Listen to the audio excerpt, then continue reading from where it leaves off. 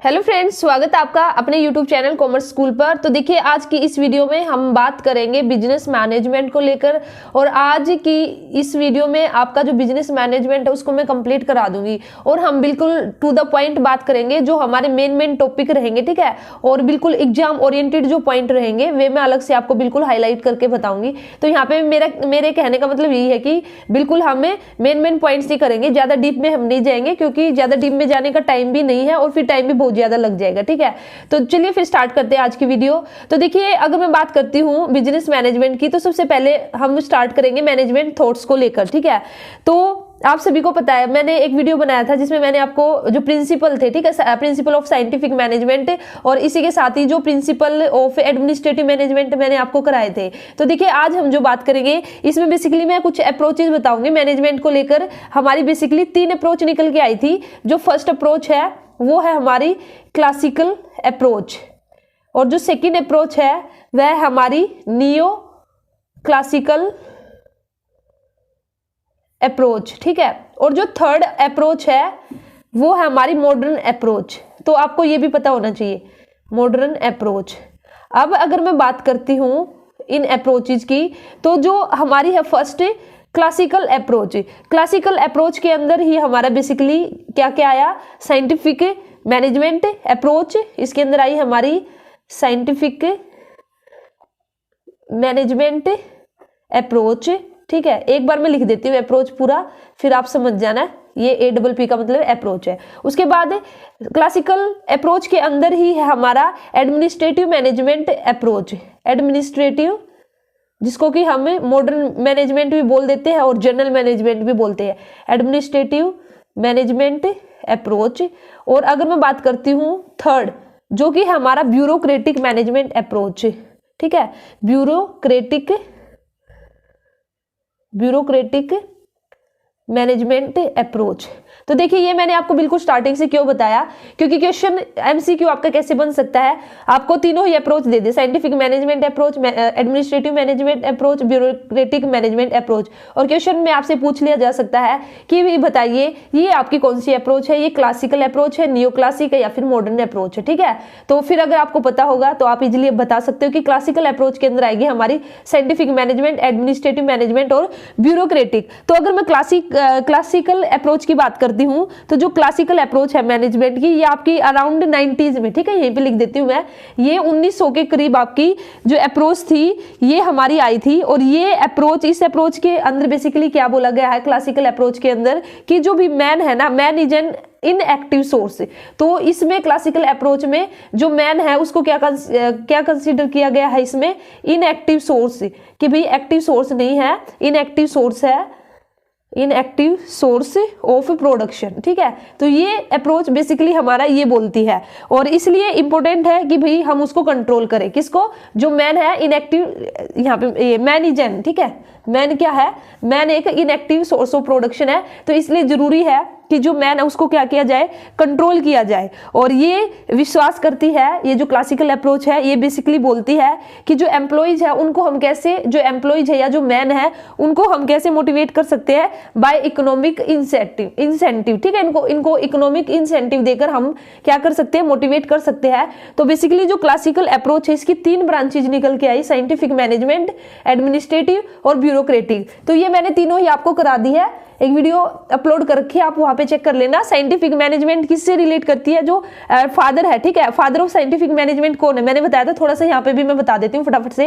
वैसे वहां पे मैंने पूरा डिटेल में अच्छे से बता रखा है, एक बार आप उस वीडियो को देख लेना। और इंपॉर्टेंट है भाई, ये जो साइंटिफिक और एडमिनिस्ट्रेटिव है, यहाँ से क्वेश्चन आपका डेफिनेटली आपको 1-2 क्वेश्चन देखने को मिलेगा, और इसी के साथ ही एडमिनिस्ट्रेटिव, ये दोनों आपकी मोस्ट इंपोर्टेंट अप्रोच है। और यहाँ पे साथ के साथ आपको ये भी पता होना चाहिए कि भाई ये अप्रोचेज किसने दी है, ये भी इंपॉर्टेंट है। तो सबसे पहले मैं बात करती हूँ अगर साइंटिफिक मैनेजमेंट अप्रोच की, तो FW टेलर इसके फादर है साइंटिफिक मैनेजमेंट के, ठीक है। और हमारे और भी अदर साइंटिस्ट और भी हमारे अदर साइकोलॉजिस्ट जो भी है, तो उन्होंने भी इसमें अपना डेवलपमेंट दिया है, अपना जो कंट्रीब्यूशन अपना दिया है। तो मेन लेकिन आपको याद रखना है कि जो FW टेलर है ये इसके फादर है। और यहाँ पे जो प्रिंसिपल दिए है साइंटिफिक मैनेजमेंट के, प्रिंसिपल दिए गए हैं, कुछ प्रिंसिपल है और कुछ टेक्निक है जो कि FW टेलर ने दी है। इसी साथ ही आपको जो इसके अंदर मेन आपको याद रखना है, वैसे मैंने उसमें बताया था कि जो FW टेलर है वे एक मिड वेल स्टील कंपनी है, उसमें उन्होंने एज ए लेबरर काम करना स्टार्ट किया था FW टेलर ने।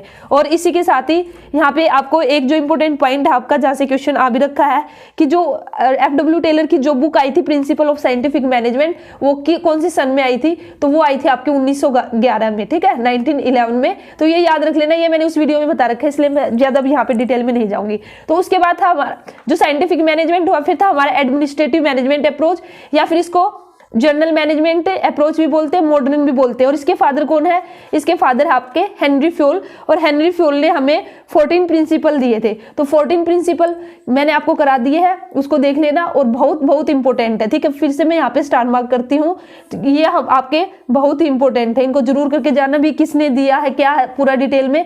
और इसके बाद थी हमारी क्लासिकल अप्रोच की जो नेक्स्ट अप्रोच थी, ब्यूरोक्रेटिक मैनेजमेंट अप्रोच, जो कि किसने दी थी आप मुझे कमेंट सेक्शन में बताना। ये भी मैंने वैसे उस वीडियो में बताया, लेकिन अगर आप उस वीडियो को देख के मुझे बता सकते हैं, या अगर आपको पता तो अभी भी बता सकते हो कि भी ये अप्रोच किसने दी थी। आज की इस वीडियो में हम बात करेंगे नियो क्लासिकल अप्रोच की, ठीक है। तो यहाँ पे मैं स्टार्ट करती हूँ आज की वीडियो में, अभी पूरा मैनेजमेंट ही करेंगे, देखते हैं कितनी लंबी वीडियो बनेगी। नियो क्लासिकल अप्रोच, तो देखिए अगर मैं नियो क्लासिकल अप्रोच की बात करती हूं तो इसके अंदर भी आपकी डिफरेंट अप्रोच ही जाएगी। तो जैसे कि यहाँ पे अगर मैं बात करूं तो नियो क्लासिक के अंदर आएगी आपकी, बेसिकली अगर मैं बात करती हूँ तो 2 अप्रोच आएगी। यहाँ पे फर्स्ट आएगी हमारी ह्यूमन रिलेशन अप्रोच, और जो सेकंड आएगी ये आएगी बिहेवियर साइंस अप्रोच, ठीक है। तो 2 अप्रोच की हम स्टडी करेंगे इसके अंदर। फिर हमारी जो मॉडर्न अप्रोच है इसके अंदर भी मैं आपको आगे बताऊंगी कि भी इसके अंदर हमारी कौन कौन सी अप्रोच आएगी, ठीक है। तो चलिए फिर जो न्यू क्लासिकल अप्रोच है इसके बारे में बात करते हैं। तो देखिए क्लासिकल अप्रोच थी, इसमें मैंने आपको क्या बताया था कि इसमें जो मैन है, मैन को एक क्या कंसिडर किया गया कि man is in active source of production है, और वहां पे ध्यान देना है, ठीक है। और यहाँ पे अगर मैं बात करती हूँ तो यहाँ पे थोड़ा सा जो ह्यूमंस है, ठीक है, उसके रिलेशन, यहाँ पे जो ऊपर जो 2 अप्रोचेज हमने बात की, 3 अप्रोचेज की जो हमने बात की, तो यहाँ पे ये अप्रोचेज के फेल होने का मेन रीजन क्या था कि भी इन्होंने जो ह्यूमन रिसोर्स है ना उसको इंपॉर्टेंस नहीं दी थी, ठीक है। ऊपर जो हमने क्लासिकल अप्रोच की अगर मैं बात करती हूँ तो क्लासिकल अप्रोच ने क्या किया, जो ह्यूमन रिसोर्सेज है उसको इंपॉर्टेंस नहीं दी, तो उसको इंपॉर्टेंस किसने दी है, न्यू क्लासिकल अप्रोच ने दी है। तो उस अप्रोच के अंदर उसकी 2 ब्रांचेज निकल के आई, ह्यूमन रिलेशन और बिहेवियर। तो ह्यूमन रिलेशन की बात करती हूँ तो ह्यूमन रिलेशन अप्रोच क्या बोलती है, तो देखिए इसमें हमारा क्या था, इसमें एक साइकोलॉजिस्ट थे एल्टन मायो, उन्होंने क्या किया था, उन्होंने एक्सपेरिमेंट किया था ह्यूमन पर, और तभी से हमारी क्या निकल के आई, ह्यूमन रिलेशन अप्रोच। और इसी के साथ ही इसी के साथ ही उन्होंने जो एक्सपेरिमेंट दिया था उस एक्सपेरिमेंट का नाम था हॉथरन एक्सपेरिमेंट। तो इसलिए आपका ह्यूमन रिलेशन जो अप्रोच है इसको हॉथरन एक्सपेरिमेंट भी बोलते हैं, ठीक है।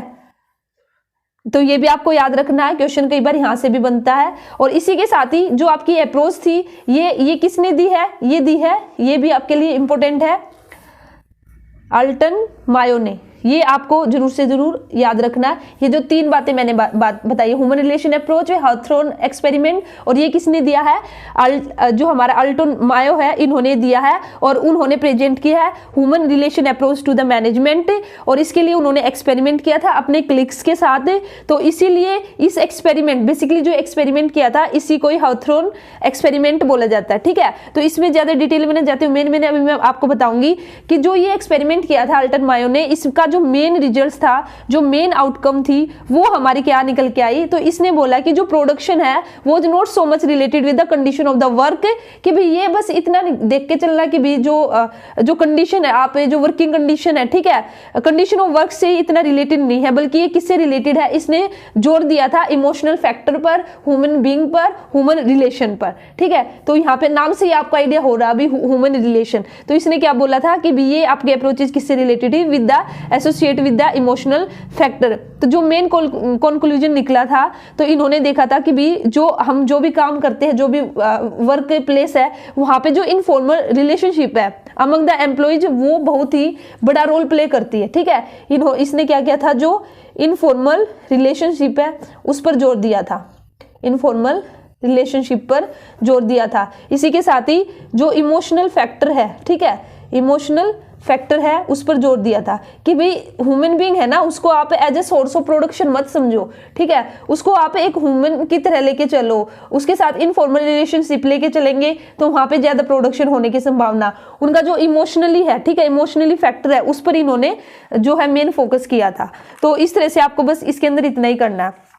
उसके बाद जो हमारी सेकंड है बिहेवियरल साइंस अप्रोच, ठीक है। तो अब देखिए इसके अंदर हमारा बेसिकली क्या था। वैसे तो देखिए अगर मैं ये भी कराऊं ना आपको ह्यूमन, ये भी काफी ज्यादा टाइम ले लेगी, लेकिन मैं जैसे कि आपको बता रही हूँ बिल्कुल हम टू द पॉइंट करेंगे। मेन हो सकता है कि हमें डायरेक्ट यहीं से क्वेश्चन देखने को मिल जाए, ठीक है। तो देखिए बिहेवियर साइंस अप्रोच है, इसको ह्यूमन बिहेवियर या ह्यूमन रिसोर्स भी बोलते हैं, ठीक है। ये भी हम इसको नाम से इसका बिहेवियर साइंस को क्या बोल सकते हैं, ह्यूमन रिसोर्स भी और ह्यूमन बिहेवियर भी। तो देखिए ह्यूमन रिलेशन अप्रोच हमारी क्या बोलती है, जो ह्यूमन रिलेशनशिप अप्रोच थी ये थी हमारी ह्यूमन रिलेशनशिप अप्रोच, ठीक है। इसमें बेसिकली क्या था कि there is a direct relationship between the satisfaction and the production. लेकिन अगर मैं बात करती हूँ द बिहेवियर साइंस अप्रोच, ये हमारा क्या है, ये भी हमारा सेम इसी की तरह है, सिर्फ ये इस अप्रोच का क्या है, इस अप्रोच का एक इम्प्रूव्ड वर्जन है, ठीक है। इसमें थोड़ा सा और मॉडिफिकेशन करके और अच्छे से इसको प्रेजेंट किया है। ये हमारा क्या एक इम्प्रूव्ड वर्जन है किसका, ह्यूमन रिलेशनशिप अप्रोच का। इस अप्रोच के अंदर हमने क्या करना है, जो ह्यूमन बिहेवियर है, ठीक है, उसको मोर इंपॉर्टेंस दी गई है। यहाँ पे रिलेशंस की बात गई, ह्यूमन पे ध्यान दिया गया, लेकिन यहाँ पे जो उसका बिहेवियर है उसको और ज्यादा इंपॉर्टेंस दी गई है। किससे ज्यादा, जो ह्यूमन रिलेशन थी ना उससे भी ज्यादा यहाँ पर आपकी इंपॉर्टेंस दी गई है। तो बेसिकली यही है बिहेवियरल अप्रोच के अंदर। अगर मैं यहाँ पे बात करती हूँ तो इस अप्रोच के अंदर हम कौन कौन से जो स्कॉलर्स है जिन्होंने अपना योगदान दिया है, तो इसमें हमारा जैसे MC ग्रेगर है, ठीक है, मैग्रेगर, आपका बर्नार्ड है, रेंसिस है, तो ये सब इसके अंदर आ जाएंगे, ठीक है। और इसी के साथ ही जो कंट्रीब्यूशन दिया है बिहेवियर साइंस अप्रोच के अंदर, आपका जैसे अब्राहम मास्लो है, वहां पे बात करते हैं तो आप सभी को पता है कि उन्होंने जो एक नीड हायरार्की थ्योरी दी थी, तो उसमें जो ह्यूमन है बीइंग है उसको इंपॉर्टेंस दी थी कि भी उसकी कुछ नीड्स है, उनको पहले उसकी ये वाली नीड्स है उसको सेटिस्फाइड करना, फिर ये करना है आगे जाके। फिर फ्रेडरिक हर्जबर्ग ने भी इसी तरह से सेम आपकी नीड को लेकर ही हाइजीन फैक्टर थ्योरी जो दी थी। तो ये सारी की सारी इसके अंदर आ जाएंगे, ये सारे के सारे स्कॉलर आ जाएंगे जिन्होंने बिहेवियर साइंस अप्रोच को। तो यहाँ पे डिफरेंस बेसिकली इतना ही रहेगा, दोनों आपका सेम बात करती है, लेकिन जो ह्यूमन रिलेशन अप्रोच है उसका एक इंप्रूव्ड वर्जन है बिहेवियर साइंस अप्रोच, ठीक है। तो ये था हमारा यहाँ पे न्यू क्लासिकल अप्रोच का मतलब क्या कि भी ह्यूमन को इंपॉर्टेंस दी गई है, तो इसके अंदर आएगा ये। फिर सेकंड है, नेक्स्ट है हमारा मॉडर्न अप्रोच, नेक्स्ट है हमारा मॉडर्न अप्रोच, ठीक है। तो देखिए मॉडर्न अप्रोच के यहाँ पे ना अगर आपने इतना भी याद कर लिया ना कि नियो क्लासिक के अंदर ये दो है, इनके अंदर हल्का हल्का आपका आइडिया हो चुका है कि भाई इनके अंदर ये आएगा, तो वहां पे फिर क्वेश्चन आप जब देखोगे पेपर के टाइम में, एग्जाम में जब आप बैठे होगे तो आप इजिली आइडेंटिफाई कर लोगे भाई इसका आंसर क्या हो सकता है। अब मॉडर्न अप्रोच की बात करती हूँ, तो जो मॉडर्न अप्रोच है ये अराउंड 1950 के करीब डेवलप्ड हुई थी। और ये क्या है, ये दोनों ही जो अभी मैंने यहाँ पे बात की दोनों अप्रोचेज की, क्लासिकल और नियो क्लासिकल, इन दोनों ही अप्रोच का इंप्रूवमेंट है, ठीक है।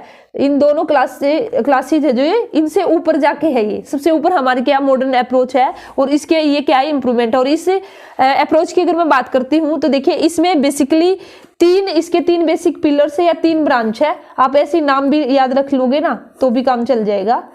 जो इसके 3 ब्रांच कौन सी है, क्वांटिटेटिव अप्रोच इसके अंदर आएगी, और उसके बाद जो सेकंड आएगी इसके अंदर सिस्टम अप्रोच, और जो थर्ड आएगी, थर्ड हमारी काफी इंपॉर्टेंट है, जो थर्ड है ये है कॉन्टिजेंसी, और इसको हम बोलते हैं सिचुएशनल अप्रोच और सिचुएशनल, ठीक है, सिचुएशनल अप्रोच। अब मैं यहीं पे बता देती हूँ बेसिकली इनके अंदर क्या बोला गया। क्वांटिटी अप्रोच है ये WC चर्चमैन ने, ठीक है, यहाँ पे लिख देती हूँ किसने डेवलप किया था, यहाँ पे लास्ट नाम ही लिख देती, पूरा ही लिख देती हूँ, WCW चर्चमैन ने इसको क्या किया था, इस अप्रोच को डेवलप्ड किया था।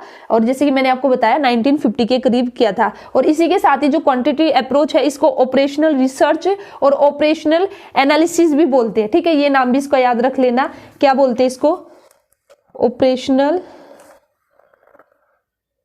रिसर्च या फिर ऑपरेशनल एनालिसिस भी इस अप्रोच को बोला जाता है। ये इसके है अदर नेम, ठीक है। ये मैंने क्या लिखे इसके अदर नेम, ठीक है। तो देखिए इस अप्रोच के अंदर मेनली जो फिजिकल रिसोर्सेज है, जो हमारे फिजिकल रिसोर्सेज है उन पर ज्यादा फोकस किया गया। जैसे कि जो न्यू क्लासिकल थी, हमारी न्यू क्लासिकल अप्रोच थी, उसमें जो ह्यूमन रिलेशन है, ह्यूमन रिसोर्सेज है, उसको इंपॉर्टेंस दी। यहाँ पे इन्होंने क्या किया, फिर इस अप्रोच के अंदर जो फिजिकल रिसोर्सेज है, ठीक है, उन पर इन्होंने जो है ज्यादा फोकस किया। और यहाँ पे इन्होंने काफी सारे फॉर्मूलाज मैथमेटिकली और स्टेटिस्टिकली फॉर्मूलाज है, ठीक है, उनकी हेल्प से जो भी मैनेजमेंट के अंदर जो भी कोई प्रॉब्लम आई, मैनेजर्स को कभी भी कोई भी प्रॉब्लम अगर फेस करनी पड़ी, तो ये अप्रोच, क्वांटिटेटिव अप्रोच ने क्या किया, कुछ मैथमेटिकल और स्टेटिस्टिकल फॉर्मूलाज लेके आई और उसकी हेल्प से फिर उन प्रॉब्लम को सोल्व किया, ठीक है। तो इसमें जो फॉर्मूला आए थे, जैसे इसके अंदर आपका थ्योरी ऑफ प्रोबेबिलिटी है, सैम्पलिंग एनालिसिस है, रेशियो एनालिसिस है, ये सब आ जाएगा इसके अंदर, ठीक है, क्वांटिटेटिव अप्रोच के अंदर। तो ये सब फॉर्मूला आके इसके अंदर किया गया। मैंने ऐसे ही बता देती हूँ, शायद इतना डीपली तो आपसे नहीं पूछा जाएगा और आपको आइडिया वैसे हो चुका है। एक दो बार आप सुन लेना इस वीडियो को, कम से कम 2 बार सुनना आप, तब आपको अच्छे से सुनने से ही आपको आइडिया हो जाएगा कि भी क्या है इसके अंदर। फिर नेक्स्ट हमारा ये हो चुकी है क्वांटिटेटिव अप्रोच में। बेसिकली आपको याद रखना है कि भी फॉर्मूला यहाँ पे ड्राइव्ड हुए हैं, मैथमेटिकल भी और स्टेटिस्टिकल भी। एग्जाम्पल मैंने आपको दे दिया। इसी के साथ ही जो ब्रेक इवन एनालिसिस था वो भी क्वांटिटेटिव अप्रोच की हेल्प से ही, ठीक है, हमारे ये फॉर्मूला निकल के आया था। इसके बाद सिस्टम अप्रोच। सिस्टम अप्रोच है जो ये हमारे ये भी 1950 के करीब आई थी मॉडर्न अप्रोच। तो इसी के बाद इसी के अंदर ये आएंगे, ठीक है, जैसे ये 1950 में आ गई, तो जो सिस्टम अप्रोच है ये फिर 1960 में आ गई। तो ऐसे इसको याद रख सकते हो। और ये जो अप्रोच है ये हमारी किसने दी थी, चेस्टर बर्नार्ड ने, और जो हमारा साइमन है, ठीक है, हर्बर्ट ए साइमन। तो यहाँ पे बस मैं लिख देती हूँ बर्नार्ड और साइमन, ठीक है, हरमन साइमन है वैसे, लास्ट का ही लिख देती हूँ उसे। तो इन्होंने क्या किया था इस अप्रोच को, और इसके क्लिक्स थे तो इस अप्रोच को इन्होंने डेवलप किया था। तो अब देखिए जो सिस्टम अप्रोच है ये क्या बोलती है। सिस्टम अप्रोच का मतलब है कि a group of small interrelated units से, ठीक है, कि यहाँ पे हम क्या करेंगे, कुछ यूनिट्स है जो कि आपस में रिलेटेड है, उनका ग्रुप लेके चलेंगे। जो ग्रुप है डिफरेंट यूनिट्स का, जो अलग अलग आपका डिफरेंट यूनिट्स का जो ग्रुप है, तो फाइनली वो क्या कहलाएगा, वो कंप्लीटली उसको मिलाकर, उस ग्रुप को मिलाकर वो आपका क्या कहलाएगा, एक सिस्टम कहलाएगा, ठीक है। तो यहाँ पे बेसिकली यही बोला गया है कि जितनी भी स्मॉल यूनिट्स है, चाहे वे इंडिपेंडेंट है और कुछ यूनिट्स ऐसी होंगी जो एक दूसरे पर डिपेंड करेंगी, तो वे कहीं ना कहीं सभी मिला के एक सिस्टम की तरह वर्क करेंगी। तो इसमें देखिए, जैसे फॉर एग्जाम्पल, आपको एग्जाम्पल से समझ में आएगा। अगर मैं बात करती हूँ एक स्कूटर की, स्कूटर हमारा क्या है, स्कूटर क्या हो जाएगा, अगर मैं इसमें एग्जांपल की बात करती हूँ स्कूटर की, तो स्कूटर हमारा क्या है, एक सिस्टम है और उसके बहुत सारे सब सिस्टम क्या हो जाएंगे, जैसे इंजन है, उसका गियर है, व्हील है, बॉडी है उसकी जो भी, तो ये क्या कहलाएंगे, उसके सब सिस्टम कहलाएंगे। और स्कूटर अकेला क्या कहलाएगा, वो सिस्टम कहलाएगा। तो इसमें ये जितने भी सब सिस्टम है, ये सभी के सभी क्या है, इंटर रिलेटेड है ना, विद एक दूसरे के साथ, ठीक है। और अगर इनमें से एक भी फेल हो गया, अगर एक भी सब सिस्टम फेल हो गया,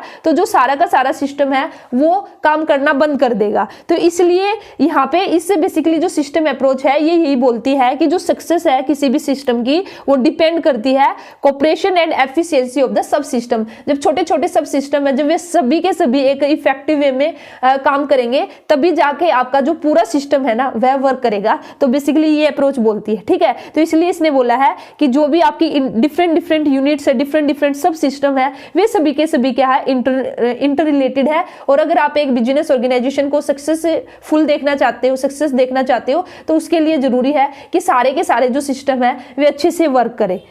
फिर लास्ट है हमारी कॉन्टिजेंसी और सिचुएशनल अप्रोच, ठीक है। तो कॉन्टिजेंसी ये हमारी क्या है, मॉडर्न अप्रोच है, ये तो हमें पता है, और ये हमारी आई थी 1970 में। तो ये तो बिल्कुल आसान है, वैसे तो मुश्किल ही है, इतना डीपली पूछा जाएगा, लेकिन फिर भी मैंने यहाँ पे लिख दिया कब ये डेवलप्ड हुई थी। तो इसके अराउंड आपकी 1970 के अराउंड ये आपकी क्या हुई थी, डेवलप्ड हुई थी। तो इसके ये जो हमारी है कॉन्टिजेंसी सिचुएशन अप्रोच है, ये क्या बोलती है कि जो मैनेजर है वो किस तरह से डिसीजन लेता है। जो यहाँ पे अगर जो पीछे मैंने बात की थी क्लासिकल अप्रोच के अंदर साइंटिफिक मैनेजमेंट था, प्रिंसिपल मैनेजमेंट था, ठीक है, सॉरी ये एडमिनिस्ट्रेटिव मैनेजमेंट था, उन्होंने कुछ प्रिंसिपल दिए थे।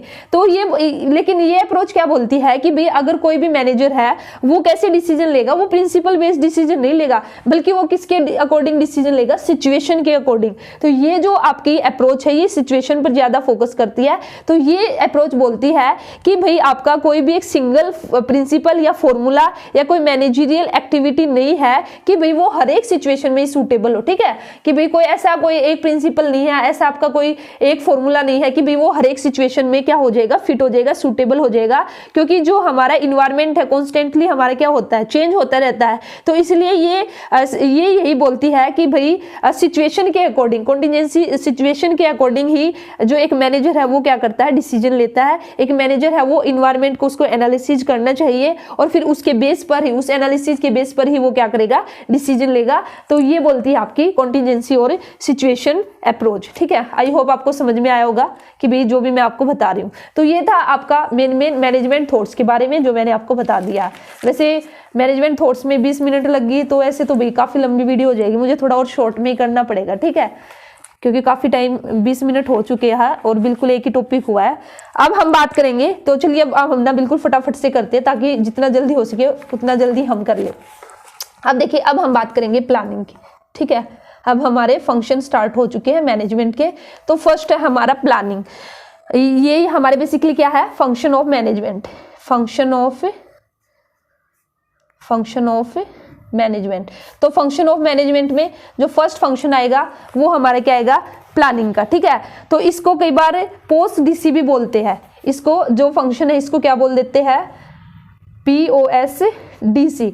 P से हमारा प्लानिंग, O से ऑर्गेनाइजिंग, S से स्टॉपिंग, D से डायरेक्टिंग और C से लास्ट हमारा फंक्शन क्या है, कंट्रोल। और जो ये हमारा दिया था, जो ये पोस्ट डीसी दिया था, ये किसने दिए, 5 फंक्शन थे, ये किसने दिए थे, तो ये याद रखना है, ये किसने दिए थे, ये दिए थे आपके कुंटज और डोनेल ने, ठीक है। मैं लिख दे देती हूँ, कई बार है ना आपसे ऐसे पूछ लिया जा सकता है कि कुंटज एंड ओ डोनेल, ठीक है, इन्होंने ये 5 फंक्शन ऑफ मैनेजमेंट दिए थे। तो मैनेजमेंट बेसिकली क्या है, मैनेजमेंट बेसिकली एक कॉन्टिन्यूअस प्रोसेस है।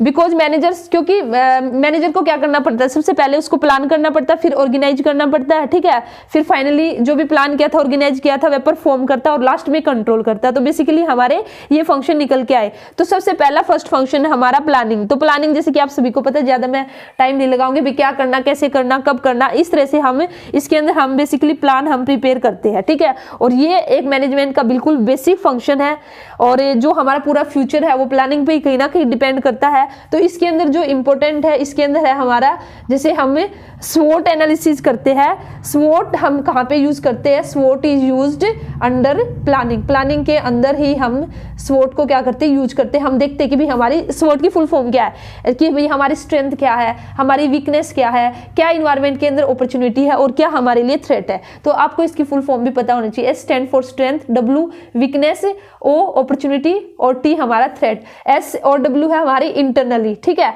और O और T है ये हमारे क्या एक्सटर्नल है। तो ये हम प्लानिंग के अंदर ही देखते हैं, स्वोट एनालिसिस करते हैं।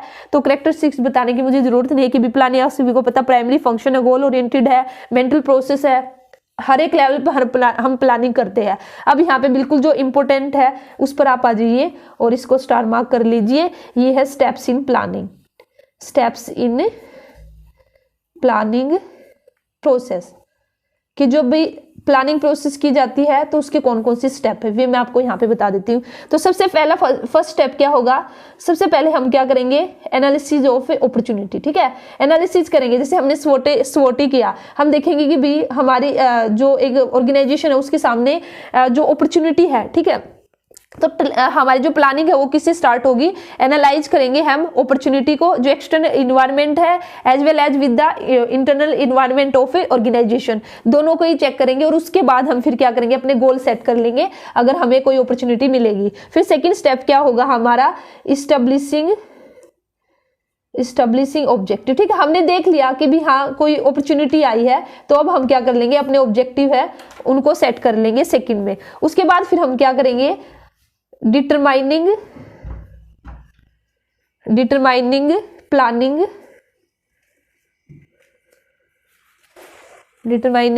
प्लानिंग प्रीमिसेज, ठीक है, प्रीमिसेज तो इसके अंदर हम क्या करेंगे, हमने अपॉर्चुनिटी चेक की, जो इन्वायरमेंट है हमारा उसका स्टडी किया, फिर हमने बाद में अपने ऑब्जेक्टिव है उनको सेट कर लिया। उसके बाद हमें प्लानिंग प्रेमिसेस का मतलब क्या है कि भाई जो हमारा जो ऑब्जेक्टिव है, जो हमने प्लान बनाए हैं, वे कहीं ना कहीं जो इन्वायरमेंट है उसके अंदर ही हम इंप्लीमेंट करेंगे। तो अब जो अपना इन्वायरमेंट है ना उसके अंदर हम कुछ अजम्पशन है, ठीक है, उनको चेक करेंगे। वहां पे जो भी हमारी भी क्या हमारा जो प्लान है वो इन अजम्पशन के अकॉर्डिंग हमारा सेट हो पाएगा, उसको हम अचीव कर पाएंगे या नहीं कर पाएंगे। तो ये रहेगा हमारा थर्ड स्टेप में। हमें ये मैं आगे भी डिटेल में बताऊंगी आपको, ठीक है। इसमें हम अपना इंटरनल, एक्सटर्नल, कंट्रोलेबल, अनकंट्रोलेबल, तो जो भी हमारे अंडर में आएंगे, जो भी हमारे जो एक्सटर्नल होगा जिसको हम कंट्रोल नहीं कर सकते, तो सभी तरह के जंक्शन लेके चलेंगे। फोर्थ है हमारा आइडेंटिफाइंग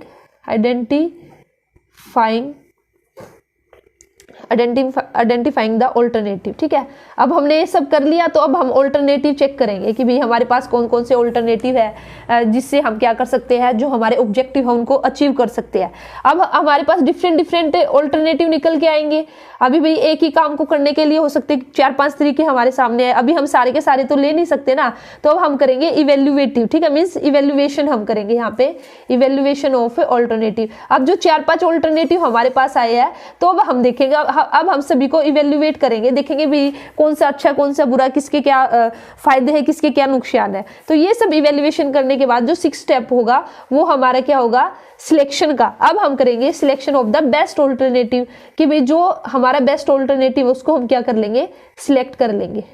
और ये करने के बाद जो हमारा 7th स्टेप रहेगा, इम्प्लीमेंटिंग द प्लान। अब हमारे पास आ चुका, भी हमें ये वाला ऑल्टरनेटिव यूज करना है, तो अब हमारा जो भी प्लान था अब हम उसको क्या कर देंगे, इम्प्लीमेंट कर देंगे, ठीक है, इम्प्लीमेंटिंग द प्लान। उसके बाद इम्प्लीमेंट हमने कर दिया, तो अब हमारा लास्ट स्टेप क्या होगा, रिव्यूइंग द प्लान। अब हम रिव्यू करेंगे, ठीक है, चेक करेंगे कि भाई हमारा जो प्लान है वो हमने जो इम्प्लीमेंट किया था मैनेजर्स ने, उसकी इफेक्टिवनेस है जो प्लान की, उसको इवेल्युएट करेंगे और देखेंगे कि भाई क्या कहीं पे कोई प्रॉब्लम तो नहीं आ रही है, ठीक है। तो वो हम रिव्यू जब हम करेंगे, तो ये है बेसिकली आपके 8 स्टेप है प्लानिंग के। तो क्वेश्चन पेपर में आपका आ सकता है कि भाई स्टेप कौन कौन से हो सकते हैं प्लानिंग के, तो ऐसे ही आगे पीछे पूछ भी सकते कि 4th स्टेप कौन सा होगा, 5th कौन सा होगा, तो ये इंपॉर्टेंट है, ठीक है। तो अब इसके बाद है हमारा टाइप्स ऑफ प्लान, इसके बाद है टाइप्स ऑफ प्लान, ठीक है, प्लान्स। तो देखिए डिफरेंट टाइप्स के प्लान है, तो फटाफट मैं आपको बताऊंगी, आइडिया आपको हो जाएगा एक। तो फर्स्ट टाइप है हमारा स्टैंडिंग प्लान, या फिर हमारा स्ट्रेटेजिक प्लान और लॉन्ग टर्म प्लान, ठीक है। स्टैंडिंग प्लान बोलो, या फिर इसको आप बोल सकते हो स्ट्रेटेजिक प्लान, और थर्ड नेम इसका क्या है, लॉन्ग टर्म प्लान। देखिए आपको आइडिया हो रहा होगा नाम से कि हमारे ऐसे प्लान जो हमारे लॉन्ग टर्म के लिए हम प्लान बनाते हैं, ठीक है। तो या फिर हम बोलते हैं ये स्टैंडिंग प्लान मीन्स हमारे ऐसे प्लान जो कि हमारे परमानेंट है, या हम कहेंगे ये ऐसे प्लान है जो हमारे बार बार काम आएंगे। ऐसे नहीं है कि भी हमने आज एक प्लान बना लिया अब बस अब आगे तो इसका यूज ही नहीं है, ठीक है। ये हमारे ऐसे प्लान है, ये हमारे परमानेंट है, ये हमारे बार बार काम आएंगे, ठीक है। जैसे हमने कोई ऑब्जेक्टिव सेट कर लिया, तो अब हम और जो भी कुछ भी काम करेंगे ना, तो वो हम अपने ऑब्जेक्टिव को ध्यान में रखते हुए काम करेंगे, तो इसलिए हम उसको क्या कहेंगे कि हमारा एक लॉन्ग टर्म प्लान है। तो इसके अंदर हमारा बेसिकली क्या क्या आ जाएंगे, जैसे हमारे ऑब्जेक्टिव है, पॉलिसीज है। पॉलिसीज हमने एक बार बना दिया, ऐसा तो नहीं है ना कि भाई एक बार पॉलिसी बना के बस अब कभी पॉलिसी नहीं बनानी, तो ये तो हमने बना के रख दी, एक लंबे टाइम तक हमारी यही पॉलिसीज चलेगी। कोई भी रूल्स है तो ये हमारे किसके अंदर आएंगे, स्टैंडिंग प्लान के अंदर। इसको कैसे याद रख सकते हो, इसको आप ऐसे भी याद रख सकते हो कि जैसे मैंने आपको क्या बताया कि ये बार बार काम में आते हैं, तो इसका सबसे अच्छा एग्जांपल है जैसे कोई स्टील का बर्तन ले लिया हमने, ठीक है, कोई भी स्टील का बर्तन है, जैसे स्टील का गिलास ही ले लिया हमने, अगर कोई स्टील का गिलास है तो उसको हम क्या करेंगे, बार बार यूज करेंगे ना उसको, तो वो हमारा क्या हो जाएगा, एक लॉन्ग टर्म प्लान हो जाएगा, ठीक है। ये याद रखने के लिए। सेकेंड है हमारा सिंगल यूज प्लान्स, या फिर इसको हम बोलते हैं ऑपरेशनल, या फिर हम इसको बोलते हैं, नाम इनको याद रखना आपको, टैक्टिकल और शॉर्ट टर्म प्लान, तो नाम से भी ऐसे प्लान जो शॉर्ट टर्म के लिए है, जिसको हम बार बार यूज नहीं कर सकते, नो रिपीटेटिव वर्क के लिए, ठीक है। तो ये आ जाएंगे हमारे सिंगल प्लान। तो जैसे कि मैंने ऊपर क्या एग्जांपल दिया था कि भी जैसे स्टील का गिलास है, उसको तो हम बार बार यूज करेंगे। यहाँ पे हम डिस्पोजेबल यूटेंसिल्स ले सकते हैं, ठीक है, या डिस्पोजेबल हमने गिलास ले लिया भाई, जिसको एक बार यूज किया और फिर हमने फेंक दिया। तो इसी तरह से हमारे सिंगल यूज प्लान है कि भी ये एक बार ही काम में आएंगे। कैसे, इसमें आप एग्जाम्पल ले सकते हो, जैसे बजट है। अब आपने एक बार बजट बना लिया, किसी भी चीज का आपने बजट बनाया, जब वह काम कंप्लीट हो जाएगा तो क्या आप उसी बजट को रखोगे? नहीं ना, नेक्स्ट टाइम आप जब भी कोई भी काम करोगे तो आप फिर से अपना बजट बनाओगे, क्योंकि आपकी जो रिक्वायरमेंट है उसके अकॉर्डिंग बजट बनता है। तो इसके अंदर ये आपका अच्छा एग्जाम्पल रहेगा। जो भी बजट्स है या कई बार प्रोजेक्ट है, कोई प्रोजेक्ट हमने शुरू किया, अब वो हमारा कंप्लीट हो चुका, तो नेक्स्ट टाइम हम कुछ काम करेंगे तो उसके लिए कोई प्रोजेक्ट आएगा, क्या वही प्रोजेक्ट होगा हमारा सेम? नहीं ना, कुछ ना कुछ जरूर हम चेंज लेके आएंगे, ठीक है। तो इसके अंदर आ जाएगा हमारा ये। अभी जो नेक्स्ट है, तो देखिए नेक्स्ट है हमारा मेजर प्लान और माइनर प्लान, ठीक है। तो मेजर प्लान वही जो हमारे मेन है, इसके अंदर हमारे ये आ जाएंगे, प्रोजेक्ट और बजट आ जाएंगे। माइनर के अंदर हमारा थोड़ा छोटा आ जाएगा। इसके बाद हमारा जो इसके अंदर मेन है आपका प्रोएक्टिव प्लानिंग। तो देखिए ये है प्रोएक्टिव प्लानिंग, और एक होती है हमारी reactive planning. Reactive planning,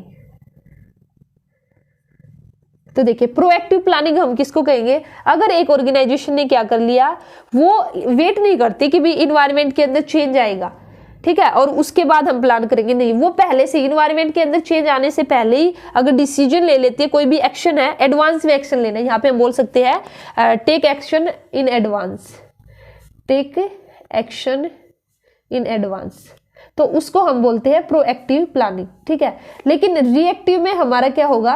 reactive में क्या होगा, पहले हमारा जो ऑर्गेनाइजेशन है, जो हमारा इन्वायरमेंटल चेंज होगा, और इन्वायरमेंट चेंज होने के बाद हमारा जो ऑर्गेनाइजेशन है वो रिस्पॉन्स करेगी, तो उसको बोलेंगे हम रिएक्टिव प्लानिंग, ठीक है। यहाँ पे एडवांस में ही हम एक्शन ले लेंगे, और यहाँ पे हम पहले चेंज देखेंगे और उसके बाद हमारा होगा, या लिख देती हूँ मैं, यहाँ पे क्या होगा, ऑर्गेनाइजेशन होगी जो, वो कब रिस्पॉन्स करेगी?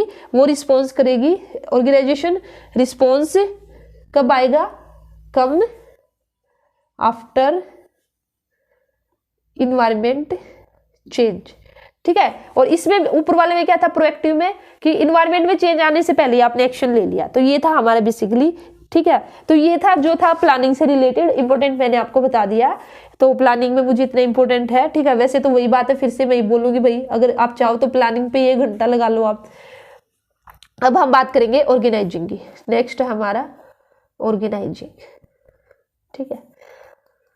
तो देखिए, अगर ऑर्गेनाइजिंग की मैं बात करती हूँ, तो ऑर्गेनाइजिंग या ऑर्गेनाइजेशन ये हमारा बेसिकली किससे रिलेटेड है? Distribution of work, distribution of work.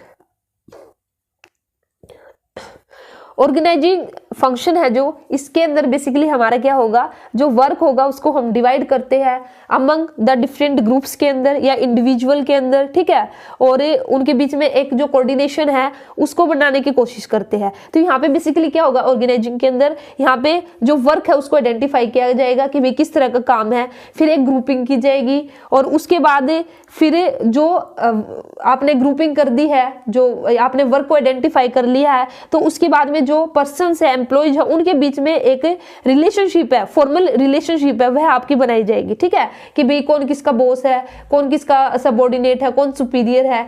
तो इस तरह से इसके अंदर हमारी एक रिलेशनशिप यहाँ पे क्रिएट की जाएगी, फॉर्मल रिलेशनशिप, और फिर बाद में जो अथॉरिटी और रिस्पॉन्सिबिलिटी है उनका डेलीगेशन होगा, और फिर वर्क स्टार्ट हो जाएगा, और फिर बाद में आपका लास्टली कोऑर्डिनेशन होगा, ठीक है। तो ये आएगा आपका ऑर्गेनाइजिंग के अंदर। तो ऑर्गेनाइजिंग के अंदर ज्यादा नहीं है मुझे कुछ डिटेल में लगता, तो इसमें इतना ही कर सकते हो। तो यहाँ पे जो मैंने ये सारा बताया ना, इसको आप प्रोसेस में भी डाल सकते हो। प्रोसेस ऑफ ऑर्गेनाइजिंग में आप क्या डाल सकते हो कि भी सबसे पहले वर्क को आइडेंटिफाई करेंगे, identifying the work, second grouping the work, third हो जाएगा इस्टेब्लिशिंग द फॉर्मल रिलेशनशिप, और उसके बाद providing for measurement, evaluation and control, और फिर जो अथॉरिटी एंड रिस्पॉन्सिबिलिटी है उसका डेलीगेशन करना, और उसके बाद आपका कोऑर्डिनेशन कर देना, ठीक है। तो उसके बाद नेक्स्ट हमारा स्टाफिंग ना जब हम HRM करेंगे ना वहां पे मैं आपको डिटेल में बता दूंगी स्टाफिंग का। वैसे थोड़ा सा अगर मैं यहाँ पे बताऊं जो स्टाफिंग है, तो स्टाफिंग में बेसिकली क्या है, रिक्रूटमेंट करना। हमने देखिए जो प्लान कर लिया, हमने अपने प्लानिंग के अंदर हमने अपने ऑब्जेक्टिव सेट कर लिए। अब हमने जो डिस्ट्रीब्यूशन ऑफ वर्क ये भी कर लिया, ये भी देख लिया कि ये एम्प्लॉयर होगा, ये एम्प्लॉय होगा, क्या रिलेशनशिप होगा, किस तरह से जो वर्क है उसको हम डिवाइड करेंगे। उसके बाद अब भाई जो वो वर्क है, जो ऑब्जेक्टिव हमें अचीव करने हैं, उसके लिए हमें मैन पावर तो चाहिए ना, तो मैन पावर कब आएगी, स्टाफिंग के थ्रू आएगी, ठीक है। इसके अंदर हमारी जो रिक्रूटमेंट रहेगी, सिलेक्शन रहेगा, ट्रेनिंग, डेवलपमेंट, ये सब इसके अंदर आएगा। उसके बाद है अब जो इंपॉर्टेंट है क्वेश्चन यहां से आपका आता है कंट्रोलिंग। तो देखिए यहाँ पे जो मेन है वो मैं आपको बताऊंगी। कंट्रोलिंग की अगर मैं बात करती हूँ तो कंट्रोलिंग क्या है, बेसिकली कंट्रोल जैसे कि आप सभी को पता है कि कंट्रोल के अंदर हम क्या करते हैं कि जो भी हमने ऑब्जेक्टिव सेट करे थे, फिर हम चेक करते हैं कि भाई जो ऑब्जेक्टिव हमने सेट किए थे एक्चुअल में, अब जो हमने स्टैंडर्ड सेट किए थे और अब एक्चुअल में हम क्या अचीव कर रहे हैं, ठीक है, एक्चुअल में हमारी परफॉर्मेंस क्या है, उन सबको कंपेयर करना, और फाइनली फिर देखना कहीं पे कोई डेविएशन तो नहीं है। तो ये सब हमारा किसके अंदर आएगा, कंट्रोल के अंदर आएगा, ठीक है। तो देखिए अगर हम कंट्रोल नहीं करेंगे तो फिर जो हमारे प्लान है, जो हमने ऑब्जेक्टिव सेट किए थे, तो उनको अचीव करना भी हमारा मुश्किल हो जाएगा। तो यहाँ पे एक है इंपॉर्टेंट है जो आपको नोट करके चलना है। इसमें देखिए जो प्लानिंग है वो तो हमारा क्या कहलाती है, फॉरवर्ड लुकिंग, और while controlling is the looking back. क्योंकि कंट्रोलिंग में हम पीछे देखते हैं कि जो हमने स्टार्टिंग में जो हमने स्टैंडर्ड सेट किए थे उससे हम एक्चुअल को कंपेयर करते हैं। तो इसमें ये आप नोट करके लिखना कि भी प्लानिंग हमारा क्या कहलाता है। प्लानिंग के अंदर हमने क्या किया था, फ्यूचर के लिए प्लान किया था ना, तो इसलिए बोलते हैं प्लानिंग इज फॉरवर्ड लुकिंग, ठीक है। व्हाइल कंट्रोलिंग इज, व्हाइल ये आपकी इंपॉर्टेंट है line, controlling is looking back, और कंट्रोलिंग में हमने क्या किया, पीछे देखा, ठीक है। तो यहाँ पे जो इंपॉर्टेंट है कंट्रोलिंग के अंदर है प्रोसेस। जो कंट्रोल है इसकी प्रोसेस क्या होगी, ठीक है। तो इसके अंदर कौन कौन से स्टेप है, तो सबसे फर्स्ट स्टेप है इस्टेब्लिशमेंट ऑफ ऑब्जेक्टिव। तो सबसे पहले हम क्या करेंगे, ऑब्जेक्टिव सेट करते हैं। ऑब्जेक्टिव सेट करने के बाद मेजरमेंट ऑफ एक्चुअल परफॉर्मेंस, फिर हम देखेंगे कि भी जो एक्चुअल में परफॉर्मेंस है वो हमारी कितनी निकल के आई है। उसके बाद जो थर्ड स्टेप रहेगा, अब हम करेंगे कंपेयर, ठीक है, कंपेयरिंग एक्चुअल परफॉर्मेंस। एपी का मतलब है एक्चुअल परफॉर्मेंस को हम चेक करेंगे किससे, विद स्टैंडर्ड। फिर से बता रही हूँ कभी आप कंफ्यूज हो जाए, ये बीच में एपी कहाँ से आ गया, शॉर्ट फॉर्म मैंने डाल दिए, यहाँ से एपी निकाल दिया मैंने, ठीक है। ये जो एक्चुअल परफॉर्मेंस है, comparing actual performance with standard, और लास्ट में फिर हम क्या करेंगे, टेकिंग करेक्टिव एक्शन, ठीक है। टेकिंग आपकी जो मोटिवेशनल थ्योरीज है ना वो भी मैं आज ही करा दूंगी, लास्ट में कराऊंगी, लेकिन वो मैं टेकिंग करेक्टिव, और ऑलमोस्ट आपकी जो मैनेजमेंट है वो कंप्लीट हो जाएगी। आज सिर्फ आपके 12th लेवल की मैनेजमेंट ही कंप्लीट नहीं होगी, जो बीकॉम और एमकॉम लेवल के भी है कुछ चैप्टर जो इंपॉर्टेंट है वे भी आज इसी वीडियो में कंप्लीट हो जाएंगे। और जो आपकी बचेगी ना, तो थोड़ी बहुत 11th क्लास की बचेगी, उसको फिर मैं किसी दिन एक वीडियो में डाल दूंगी, ठीक है। और नहीं तो 11th की मैंने कुछ वीडियो अपलोड भी कर रखी है, आप वो चेक कर लेना, लेकिन वो मैंने मेरे दूसरे चैनल है वहां पे डाल रखी है, ठीक है। तो कोई बात नहीं, मैं इसी पे कोशिश करती हूँ 11th की भी आपको कंप्लीट करा दूंगी। तो बेसिकली ये रहेगी आपकी प्रोसेस।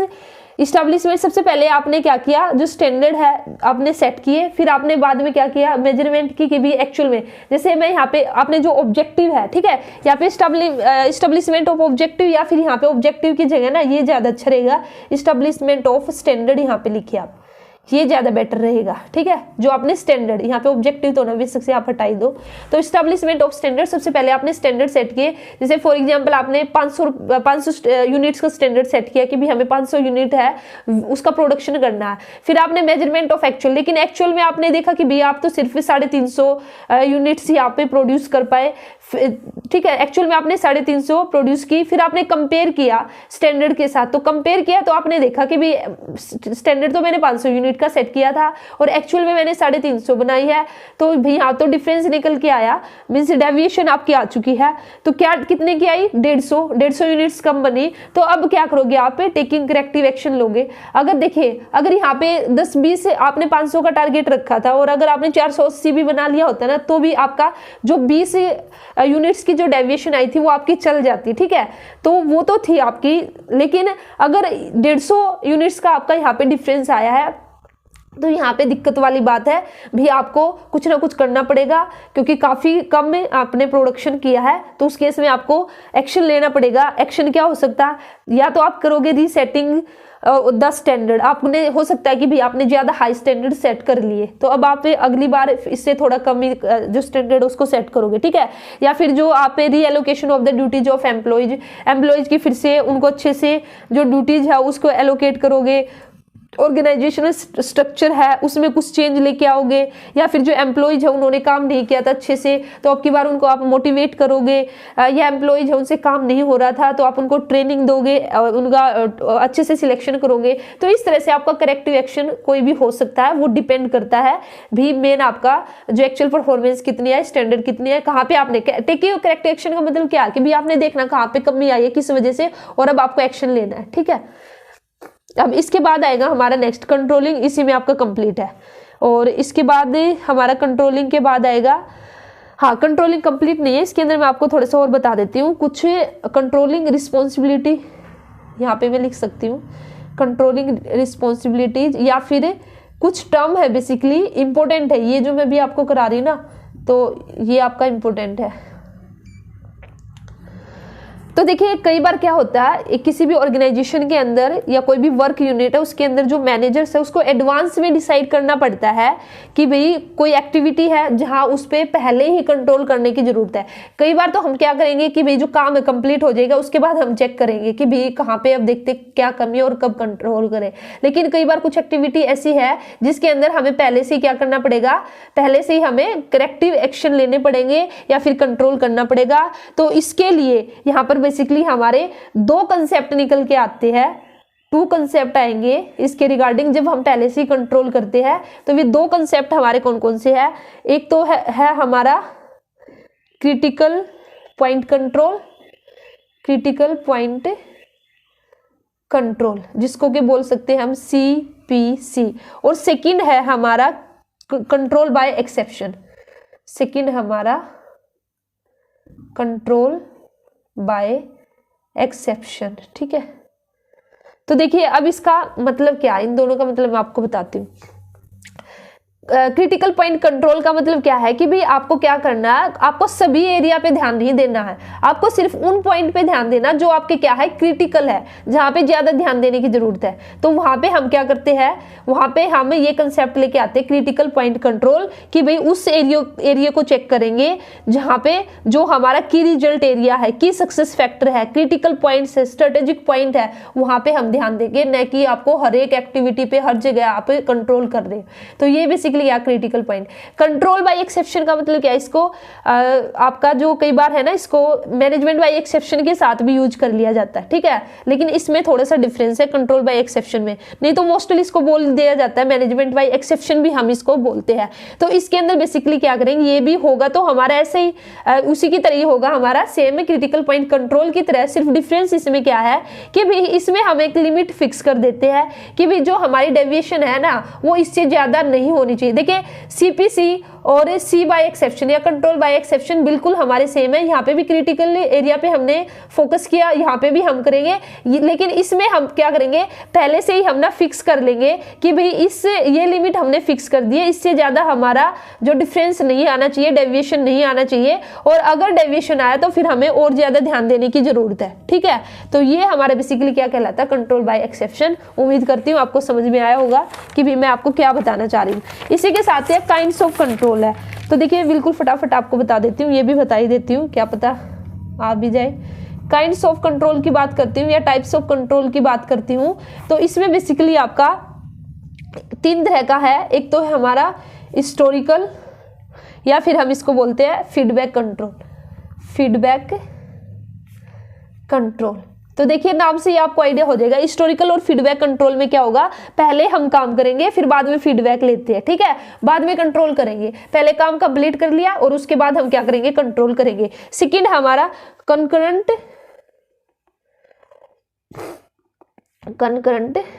कंट्रोल।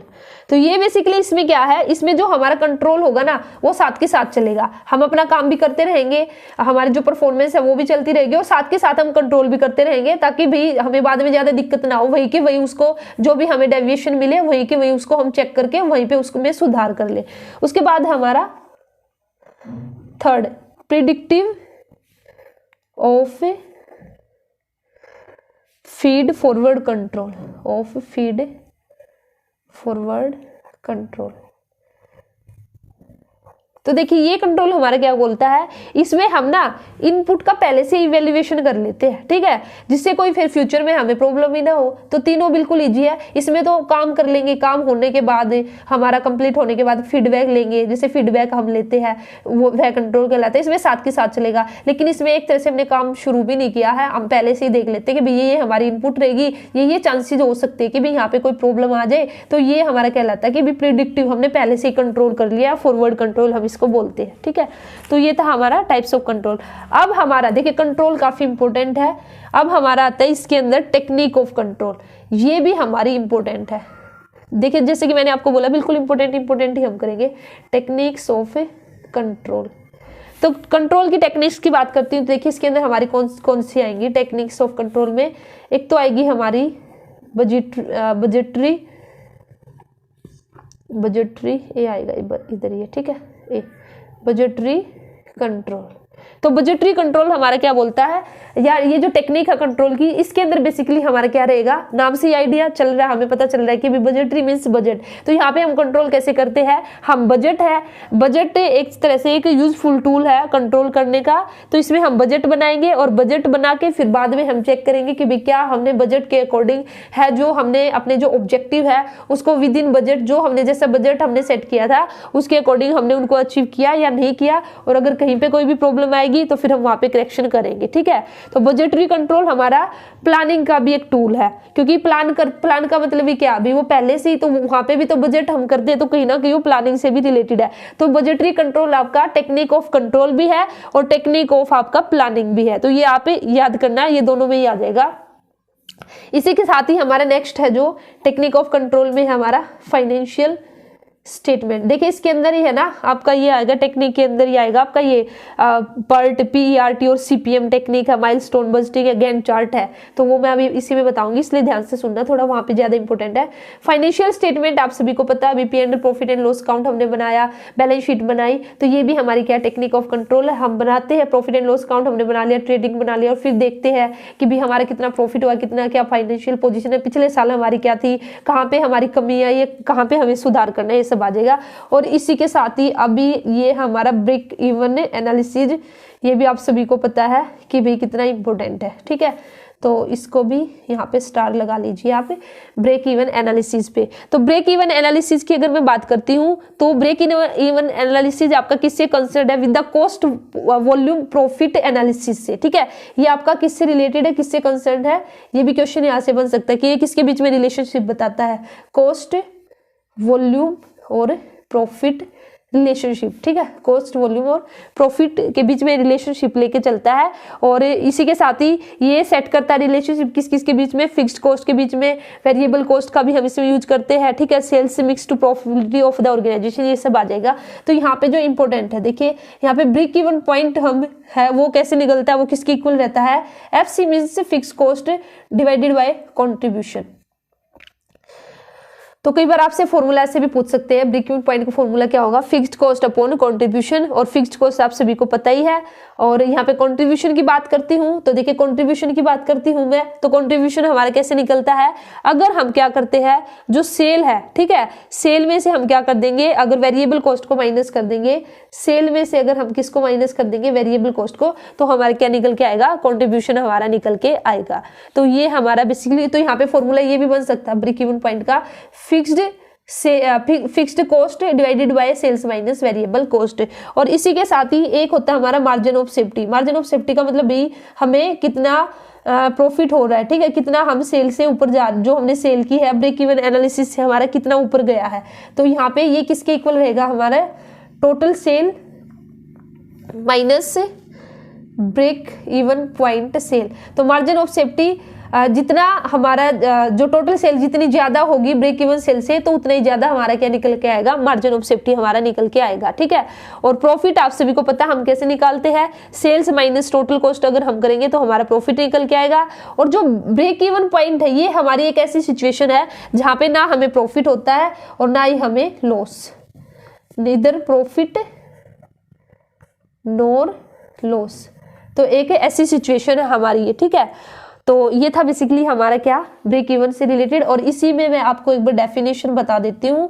एक होता है हमारा लर्निंग कर्व, तो बस इसकी एक डेफिनेशन आप कर लीजिए, उसी से आपको आइडिया हो जाएगा।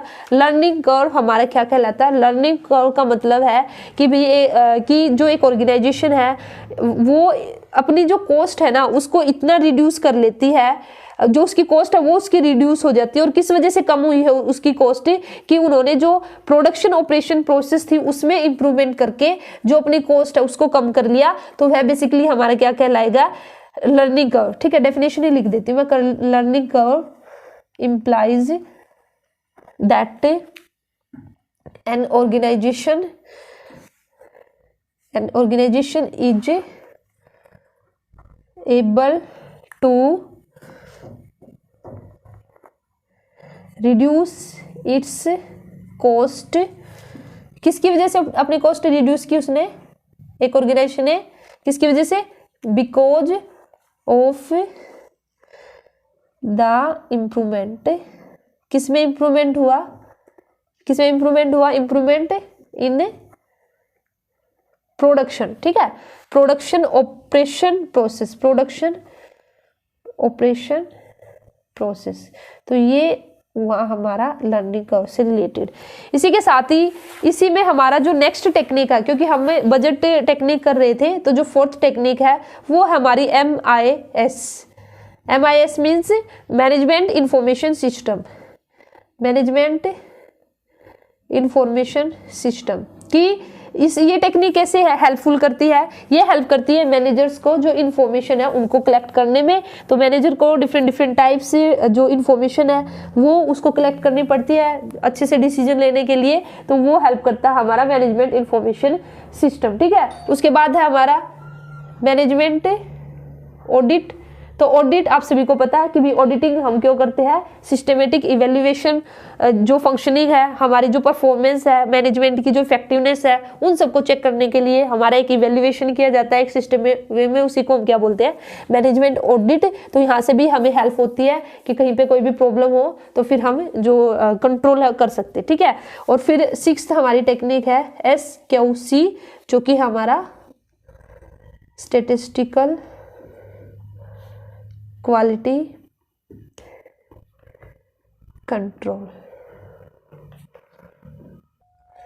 तो देखिए जो स्टैटिस्टिकल क्वालिटी कंट्रोल है, it is also known as the statistical process control. तो इसके अंदर हम किस तरह से मेजर करेंगे या किस तरह से कंट्रोल करते हैं, तो इसके अंदर जो मेजरमेंट रहेगी या जो कंट्रोल हम करेंगे ये रहेगा हमारा continuously improving the work process before final inspection of the product. तो एक जो प्रोडक्ट है उसके बिल्कुल लास्ट में फाइनल इंस्पेक्शन करने से पहले ही हम बीच बीच में जो जैसे हमारी जो प्रोसेसिंग चली हुई प्रोडक्ट की, तो उसी टाइम हम क्या करते हैं, इसके अंदर हमें जो मेजरिंग है, जो कंट्रोल है, उसको बेसिकली करते हैं। यहाँ पे हम बेसिकली जो सैंपल है ना, सैंपल का यूज करते हैं, ठीक है। तो ये कैसे मेजर करता है, ये बेसिकली जो प्रोडक्ट की क्वालिटी है उसको हम कैसे मेजर करेंगे, by taking the sample for the inspection. Inspection के लिए हम क्या लेंगे, सैंपल लेंगे। कब, ड्यूरिंग द प्रोडक्शन प्रोसेस। तो कहीं ना कहीं ये आपका क्या है, प्रोडक्शन प्रोसेस के दौरान ही आपको आपका होगा। और इसमें जो हम प्रोड्यूस करते हैं प्रोडक्ट, जब हमें लार्ज वॉल्यूम में बहुत बड़ी ज़्यादा संख्या में जब प्रोडक्शन होगा तो वहाँ पे ड्यूरिंग द प्रोसेस ही हम प्रोडक्शन प्रोसेस में ही हम क्या करेंगे, कुछ हिस्सा एज ए सैंपल के तौर पर निकाल लेंगे और फिर उसका इंस्पेक्शन करते हैं। इसको अगर बिल्कुल मैं एक रियल लाइफ एग्जांपल से समझाऊं तो कुकिंग से हम ले सकते हैं। जैसे कई बार हम चावल बना रहे हैं, ठीक है, राइस हमने बनाया, तो बीच में ही हम कई बार क्या करते हैं, during the process of production ही, और कई बार हम निकाल के चेक करते हैं कि भाई हमारा पक गया या फिर नहीं पक गया। तो हमने वो क्या लिया, जो हमने वो चावल निकाल लिया है, थोड़ा सा जो हमने 1 चम्मच या 2-3 दाने हमने निकाल लिए हैं, तो बेसिकली हमने एज ए सैंपल के तौर पे ही तो निकाल लिए ना। उन 2-3 जो दाने हैं उन्हीं को चेक करके फिर हम बता सकते हैं कि भाई हमारा चावल पक गया है या फिर सारे चावल पक गए या फिर नहीं पक गए। तो ये बेसिकली हमारे क्या, स्टैटिस्टिकल क्वालिटी कंट्रोल। अब हमारी जो 7 टेक्निक है और जो कि है मोस्ट इंपोर्टेंट टेक्निक, तो देखिए जो जो इंपोर्टेंट है ना वहां पे मैं स्टार मार्क कर देती हूँ। ये हमारा time event network, time event network analysis. तो इसके अंदर बेसिकली हमारा क्या होगा, इसके अंदर जो भी कई बार हम क्या है, एक बिजनेस ऑर्गेनाइजेशन के अंदर, एक फर्म के अंदर कोई भी प्रोग्राम है, कोई भी प्रोजेक्ट है, completed within a stipulated time, तो हम पहले से एक टाइम रहता है कि भी इतने टाइम के अंदर हमें इस प्रोजेक्ट को, इस प्रोग्राम को कंप्लीट करना है। तो वहां पे हमारा जो टाइम एलिमेंट है वह हमारा क्या है, one of the most significant consideration. क्यों? क्योंकि जो अगर प्रोडक्ट है, अगर हमने उसको उस टाइम के अंदर उस प्रोजेक्ट को कंप्लीट नहीं किया with in the specified time, जो टाइम हमने स्पेसिफाइड किया था उस टाइम के अंदर हमने अगर प्रोजेक्ट को कंप्लीट नहीं किया, तो जो ऑर्गेनाइजेशन है हैज टू पे हैवी पेनल्टी। तो जो ऑर्गेनाइजेशन हो सकता है कि ऑर्गेनाइजेशन को बहुत ही भारी मात्रा में नुकसान हो जाए, ठीक है। तो इसलिए हमारा एक एनालिसिस है टाइम इवेंट नेटवर्क एनालिसिस। तो इस एनालिसिस के अंदर हमारी 3 टेक्निक है जो कि आपकी मोस्ट इंपोर्टेंट टेक्निक है। 3 टेक्निक हमारी कौन कौन सी है? फर्स्ट है हमारा गैंट चार्ट, ठीक है, GANTTCHART चार्ट, गैंट चार्ट। और उसके बाद जो सेकंड टेक्निक है इसके अंदर हमारी, क्योंकि मैंने बताया 3 टेक्निक आएगी टाइम एनालिसिस के अंदर, हमारी है PERT, PERT, और इसके अंदर आएगा हमारा CPM, ठीक है। और जो थर्ड है इसके अंदर माइलस्टोन बस्टिंग, माइलस्टोन बस्टिंग। और इसमें से भी अगर मैं इंपॉर्टेंट आपको बताऊं तो इसमें से जो हमारा इंपॉर्टेंट है यह है हमारा PERT, और ये जो टेक्निक है CPM की, ठीक है। तो ये अभी मैं आपको बताऊंगी क्या है। तो देखिए जो गैंट चार्ट है, गैंट चार्ट हमारा ये किसने डेवलप्ड किया था? सबसे पहले तो मैं ये बता देती हूँ क्योंकि हो सकता है कि पूछ लिया जाए, डेवलप्ड बाय हेनरी, नहीं तो गैंट ही नाम से ही आपको आइडिया हो जाएगा, लास्ट में आपको गैंट मिलेगा, ठीक है। हेनरी गैंट ने इसको क्या किया था, डेवलप्ड किया था। तो इसके अंदर बेसिकली क्या है, जो एक्टिविटीज है ना इसके अंदर, देखिए ये क्या बोलता है, ये बोलते जो हेनरी गैंट थे इन्होंने क्या रिकॉग्नाइज किया कि जो टोटल प्रोग्राम है या टोटल प्रोग्राम गोल्स, जो गोल्स है एक किसी भी ऑर्गेनाइजेशन के, उनको हमें कैसे लेके चलना है as a series of inter related derivative plan that people could comprehend and follow. कि भाई जो हमारा गोल है एक बिजनेस ऑर्गेनाइजेशन का, वह फिर से क्या है, एक जो डिफरेंट एक्टिविटीज है वे सभी के आपस में इंटर रिलेटेड है।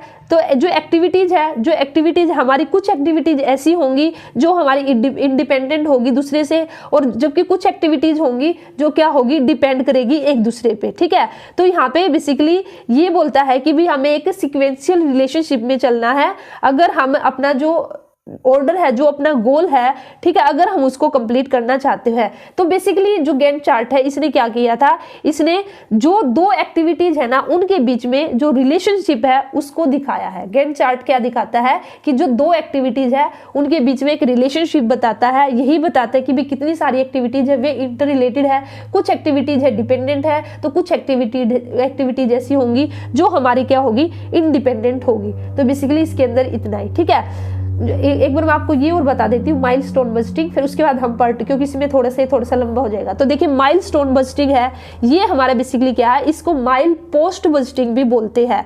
तो इसमें क्या बोलता है कि भाई अगर कोई प्रोजेक्ट ऐसा है जिसको हम कंप्लीट कर सकते हैं individually in a time sequence, एक जो टाइम है उस टाइम पीरियड के अंदर अगर कोई प्रोजेक्ट ऐसा है उसको हम इंडिविजुअली उसको कंप्लीट कर सकते हैं तो हमें रेडी होना चाहिए, हमें उसको कंप्लीट कर लेना चाहिए। ठीक है, तो यहाँ पे भी जो हमारे एक या ज़्यादा, दो या दो से ज़्यादा अगर कोई प्रोजेक्ट है तो उनके बीच में इसने रिलेशनशिप बताई है। यहाँ पे बेसिकली इसने ये बोला कि भाई अगर ऐसा है कि भाई किसी काम को कोई अलग से कर सकता है तो उसको अलग से कीजिए, ऐसा नहीं है कि भी उसको किसी दूसरे काम के साथ मिक्स करें। ठीक है, जैसे अभी मैं यहाँ पे बात करती हूँ कि भाई अभी मैं आपको कॉमर्स से अच्छे से पढ़ा सकती हूँ तो मैं आपको कॉमर्स पढ़ाऊँ, और जो आपका कॉमन पेपर है, कॉमन पेपर के अंदर भी हमारा क्या होगा, अलग अलग पार्ट्स है। जैसे मैथ्स के लिए आपका अलग टीचर होगा और रीजनिंग के लिए अलग होगा। तो यहाँ पे यही बोला गया है अगर कोई काम इंडिविजुअल हो सकता है तो उसे इंडिविजुअली करना चाहिए। मैथ्स का जो सिलेबस है वह मैथ्स वाला टीचर आपको कंप्लीट कराए, हिंदी का जो सिलेबस है वह आपको हिंदी वाला सर है वह कंप्लीट कराए। तो इंडिविजुअली यहाँ पे जो काम है आपका वह होना चाहिए, बेसिकली ये इसके अंदर। अब हम बात करते हैं पर्ट की और सीपीएम की। तो सबसे पहले फुल फॉर्म देखते हैं हम। जो पर्ट है इसकी फुल फॉर्म क्या है? पर्ट की फुल फॉर्म है, यहाँ पे मैं लिख देती हूँ, पर्ट प्रोग्राम, ये इंपॉर्टेंट है। ठीक है, वो ये वाले तो इतने नहीं भी थे लेकिन ये ज्यादा इंपॉर्टेंट है। Programme evaluation and review technique, review technique. तो सबसे पहले ये तो हुई फुल फॉर्म। और यहाँ पे अगर मैं बात करती हूँ तो चलिए पहले मैं इसी को बता देती हूँ, सीपीएम की आपको बाद में बताऊंगी। तो देखिए यहाँ पे बेसिकली डिफरेंस क्या है, प्रोग्राम इवेल्युएशन रिव्यू टेक्निक और ये हमारा CPM is critical path method. तो ये दोनों ही हमारे क्या करते हैं, यहाँ पे ड्यूरेशन ऑफ एक्टिविटी लेके चलते, दोनों में ही बात होगी आपकी टाइम को लेकर। लेकिन जो डिफरेंस होगा, डिफरेंस हमारा क्या होगा, जो हमारा सीपीएम होगा, दोनों को साथ के साथ बताऊंगी मैं तभी अच्छे से क्लियर हो गए हो। जो हमारा है क्रिटिकल पाथ मेथड, ये हमारा क्या लेके चलता है कि भी जो कोई एक काम हमने किया उसके अंदर जो भी एक्टिविटी हुई उसी काम को करने के लिए तो हर एक एक्टिविटी में एक कांस्टेंट टाइम रहेगा, ये कांस्टेंट टाइम को लेके चलता है।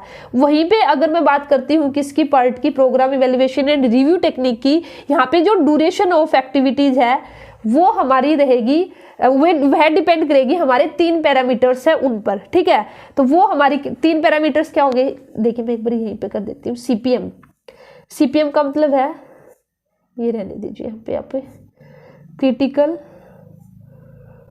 Path method. यहाँ पे डिफरेंस क्या है, इसके अंदर बेसिकली क्या बोला गया है कि यहाँ पे मैं बता देती हूँ कि जो सीपीएम है ना, सीपीएम क्या करता है, ये एज्यूम करके चलता है, assumes duration of every activity की, जो ड्यूरेशन रहेगी हर एक एक्टिविटी की वो क्या रहेगी, टू बी कांस्टेंट। ठीक है, अगर 4 एक्टिविटी की है किसी एक वर्क को कंप्लीट करने में तो चारों में ही अगर एक एक्टिविटी में 10 मिनट लगे हैं तो दूसरी में भी 10 मिनट लगेंगे, तीसरी में भी और उसमें भी। तो यहाँ पे क्या बोले इसने, कांस्टेंट रहेगी ड्यूरेशन जो रहेगी एवरी एक्टिविटी की, टू बी कांस्टेंट। ठीक है, लेकिन अगर मैं बात करती हूँ किसकी, पर्ट की, तो ये क्या बोलता है, ये अज्यूम करता है, क्या अज्यूम्स करता है, ये अज्यूम्स करता है अनसर्टेनिटी, अनसर्टेनिटी कि भी अनसर्टेनिटी है किसमें, जो है uncertainty in the duration of activities, जो एक्टिविटीज होंगी उनकी जो ड्यूरेशन है उनमें अनसर्टेनिटी मिलेगी। हो सकता है भाई किसी एक्टिविटी को करने में 10 मिनट लग जाए तो किसी को 20 लग जाए, और हो सकता है कि किसी में 5 मिनट लग जाए। ठीक है, बाय 3 पैरामीटर्स। तो इसने 3 पैरामीटर्स लिए और उसके बेस पर ऐसा बोला, 3 पैरामीटर्स लिए है। ये 3 पैरामीटर्स हमारे कौन से हैं, ये हमारे फर्स्ट है मोस्ट ऑप्टिमिस्टिक। अगर आपको स्पीड बहुत ही स्लो लग रही है तो 2x की स्पीड में सुन लेना। ठीक है, और सेकंड है हमारा मोस्ट लाइकली, और थर्ड है हमारा मोस्ट पेसिमिस्टिक। ठीक है, मोस्ट पेसिमिस्टिक। तो देखिए बेसिकली हमारी पर्ट और सीपीएम है, दोनों ही हमारी किसकी टेक्निक है, टाइम इवेंट नेटवर्क एनालिसिस की, और दोनों ही टाइम लेके चलती है कि भी जो भी एक प्रोजेक्ट है, प्रोग्राम है, वो हमें इतने टाइम के अंदर कंप्लीट करना है। ठीक है, दोनों में टाइम की बात होगी, लेकिन जो मेन डिफरेंस है दोनों में, क्या डिफरेंस है कि जो टाइम ड्यूरेशन रहेगा, एक्टिविटी का जो ड्यूरेशन रहेगा, उसमें डिफरेंस है। उसमें डिफरेंस क्या है कि भी सीपीएम तो बोलता है कि भी हर एक एक्टिविटी में टाइम कांस्टेंट रहेगा, लेकिन पर्ट बोलता है कि भी अनसर्टेनिटी मिलेगी आपको, अलग अलग टाइमिंग मिल सकता है किसमें, जो एक्टिविटी का जो ड्यूरेशन रहेगी। और 3 पैरामीटर के बेस पे उसने ऐसा बोला। क्यों? ये बोलता है कि भी हो सकता है कि भी कोई एक्टिविटी ऐसी हो जो कि हो हमारी मोस्ट ऑप्टिमिस्टिक मीन्स जो क्या लेगी, सबसे कम टाइम लेगी। ऐसी activities in which least time taken हो सकता है कि भी कुछ एक्टिविटी ऐसी हो जिसमें, जैसे मैंने भी 10 मिनट का ही टाइम लिया, हो सकता है कि भी वो एक्टिविटी हमने 5 मिनट में ही कंप्लीट कर दी। कुछ हो सकती है हमारी मोस्ट लाइकली का मतलब है कि भाई हमारा प्रोबेबल टाइम रहेगा, मतलब कि भाई ठीक है, अभी 10 मिनट की है तो 10 मिनट ही टाइम ले लेगी। ठीक है, प्रोबेबल टाइम हम यहाँ पे लिख सकते हैं, या मोस्ट प्रोबेबल टाइम यहाँ पे लिख सकते हैं, मोस्ट प्रोबेबल टाइम। और यहाँ पे जो थर्ड रहेगी हमारी मोस्ट पेसिमिस्टिक मीन्स निराशावादी मीन्स कि भाई मैक्सिमम टाइम लगे, ज्यादा से ज्यादा टाइम लग जाए हमारा, तो इसलिए जो ड्यूरेशन रहेगी उसमें अनसर्टेनिटी रहेगी, मैक्सिमम टाइम। ठीक है, तो ये हमारा पर्ट और सीपीएम। तो दोनों ही हमारा, यहाँ पे थोड़ा सा और बता दूं मैं पर्ट और सीपीएम के बारे में। पर्ट भी और सीपीएम भी दोनों को यूज किया जाता है to minimise the total cost. ठीक है, कि हमारी कम से कम कॉस्ट आए, कम से कम हमारा टाइम लगे।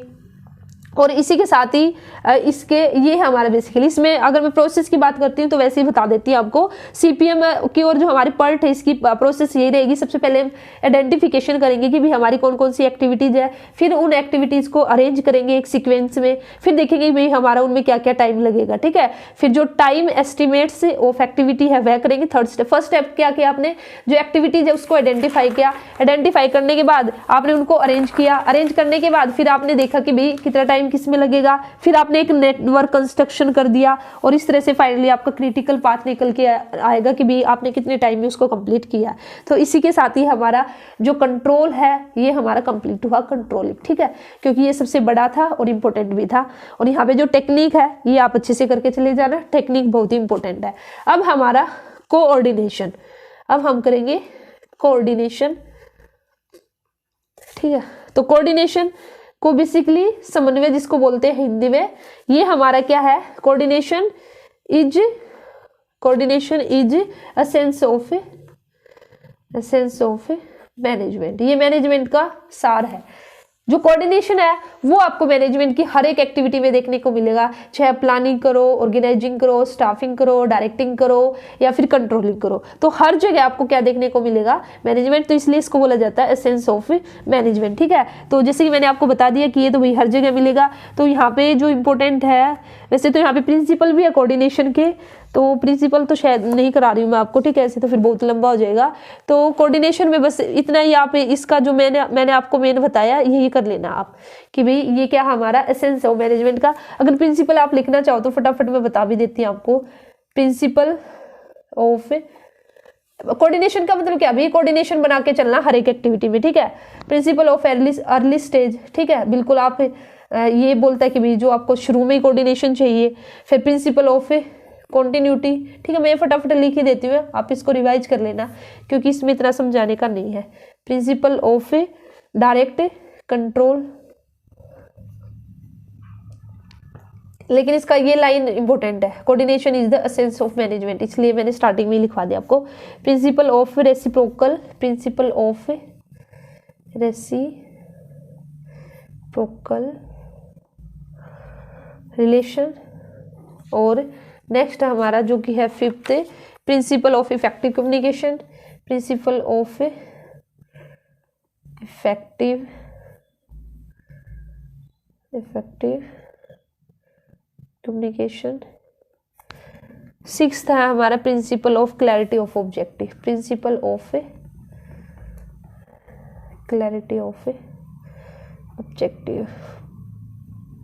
ठीक है, तो अब इसके बाद हम करेंगे डायरेक्टिंग। तो डायरेक्टिंग भी हमारा ज़्यादा तो नहीं है, लेकिन फिर भी इसमें भी कुछ तो आपका प्रिंसिपल गिवन है, थोड़ा सा इसका डेफिनेशन गिवन है, तो मैं बता देती हूँ, फिर भी आपको थोड़ा सा इतना ज़्यादा वो नहीं है। डायरेक्टिंग, तो डायरेक्टिंग भी हमारा फंक्शन है, तो डायरेक्टिंग नाम से ही आपको पता चल रहा है, इसको डायरेक्टिंग भी बोलते हैं और उसको हम लीडिंग भी बोलते हैं, ठीक है। तो डायरेक्टिंग का मतलब बेसिकली क्या है, डायरेक्टिंग हमारी एक प्रोसेस है ना, जिसके अंदर इंस्ट्रक्शन दी जाएगी, गाइडिंग किया जाएगा, काउंसलिंग की जाएगी, मोटिवेट किया जाएगा ह्यूमन रिसोर्सेज को, ठीक है, to achieve the organisational objective achieve करने के लिए जरूरी है कि भी जो ह्यूमन रिसोर्स है उनको अच्छे से इंस्ट्रक्शन मिले, डायरेक्शन मिले, उनकी काउंसलिंग की जाए, तभी उनको मोटिवेट किया जाए, तो तभी जाके जो ऑर्गेनाइजेशन ऑब्जेक्टिव है उनको हम क्या कर सकते हैं, अचीव कर सकते हैं। तो यहाँ पे ना आप एक डेफिनेशन लिख लीजिए, ये इंपॉर्टेंट आप लोगों के लिए हो सकती है, क्या कि जो हमारा देखिए मार्शल डिमोक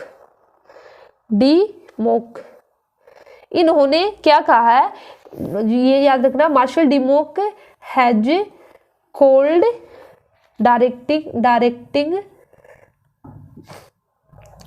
को इन्होंने क्या कहा है, डायरेक्टिंग यहाँ पे ऐसे करके लिख देती हूँ, Marshall Dimock has called directing is the heart of किसका, administration, is the heart of administration, ठीक है। ये आप याद रख लेना, क्या पता क्वेश्चन बन भी जाए यहाँ से कि भी किसने डायरेक्टिंग को हार्ट ऑफ एडमिनिस्ट्रेशन कहा है, तो आप बोल सकते हो मार्शल डिमोक ने, या फिर ऐसे पूछ सकते हैं कि भी जो डायरेक्शन है या फिर dash is the heart of administration, फिर 4 ऑप्शन दे देंगे आपको कि फिर आपको वहाँ पे डायरेक्टिंग फिल कर दोगे, ठीक है। और इसी के साथ ही एलिमेंट है डायरेक्टिंग के, तो ये भी आप लिख लीजिए, एलिमेंट ऑफ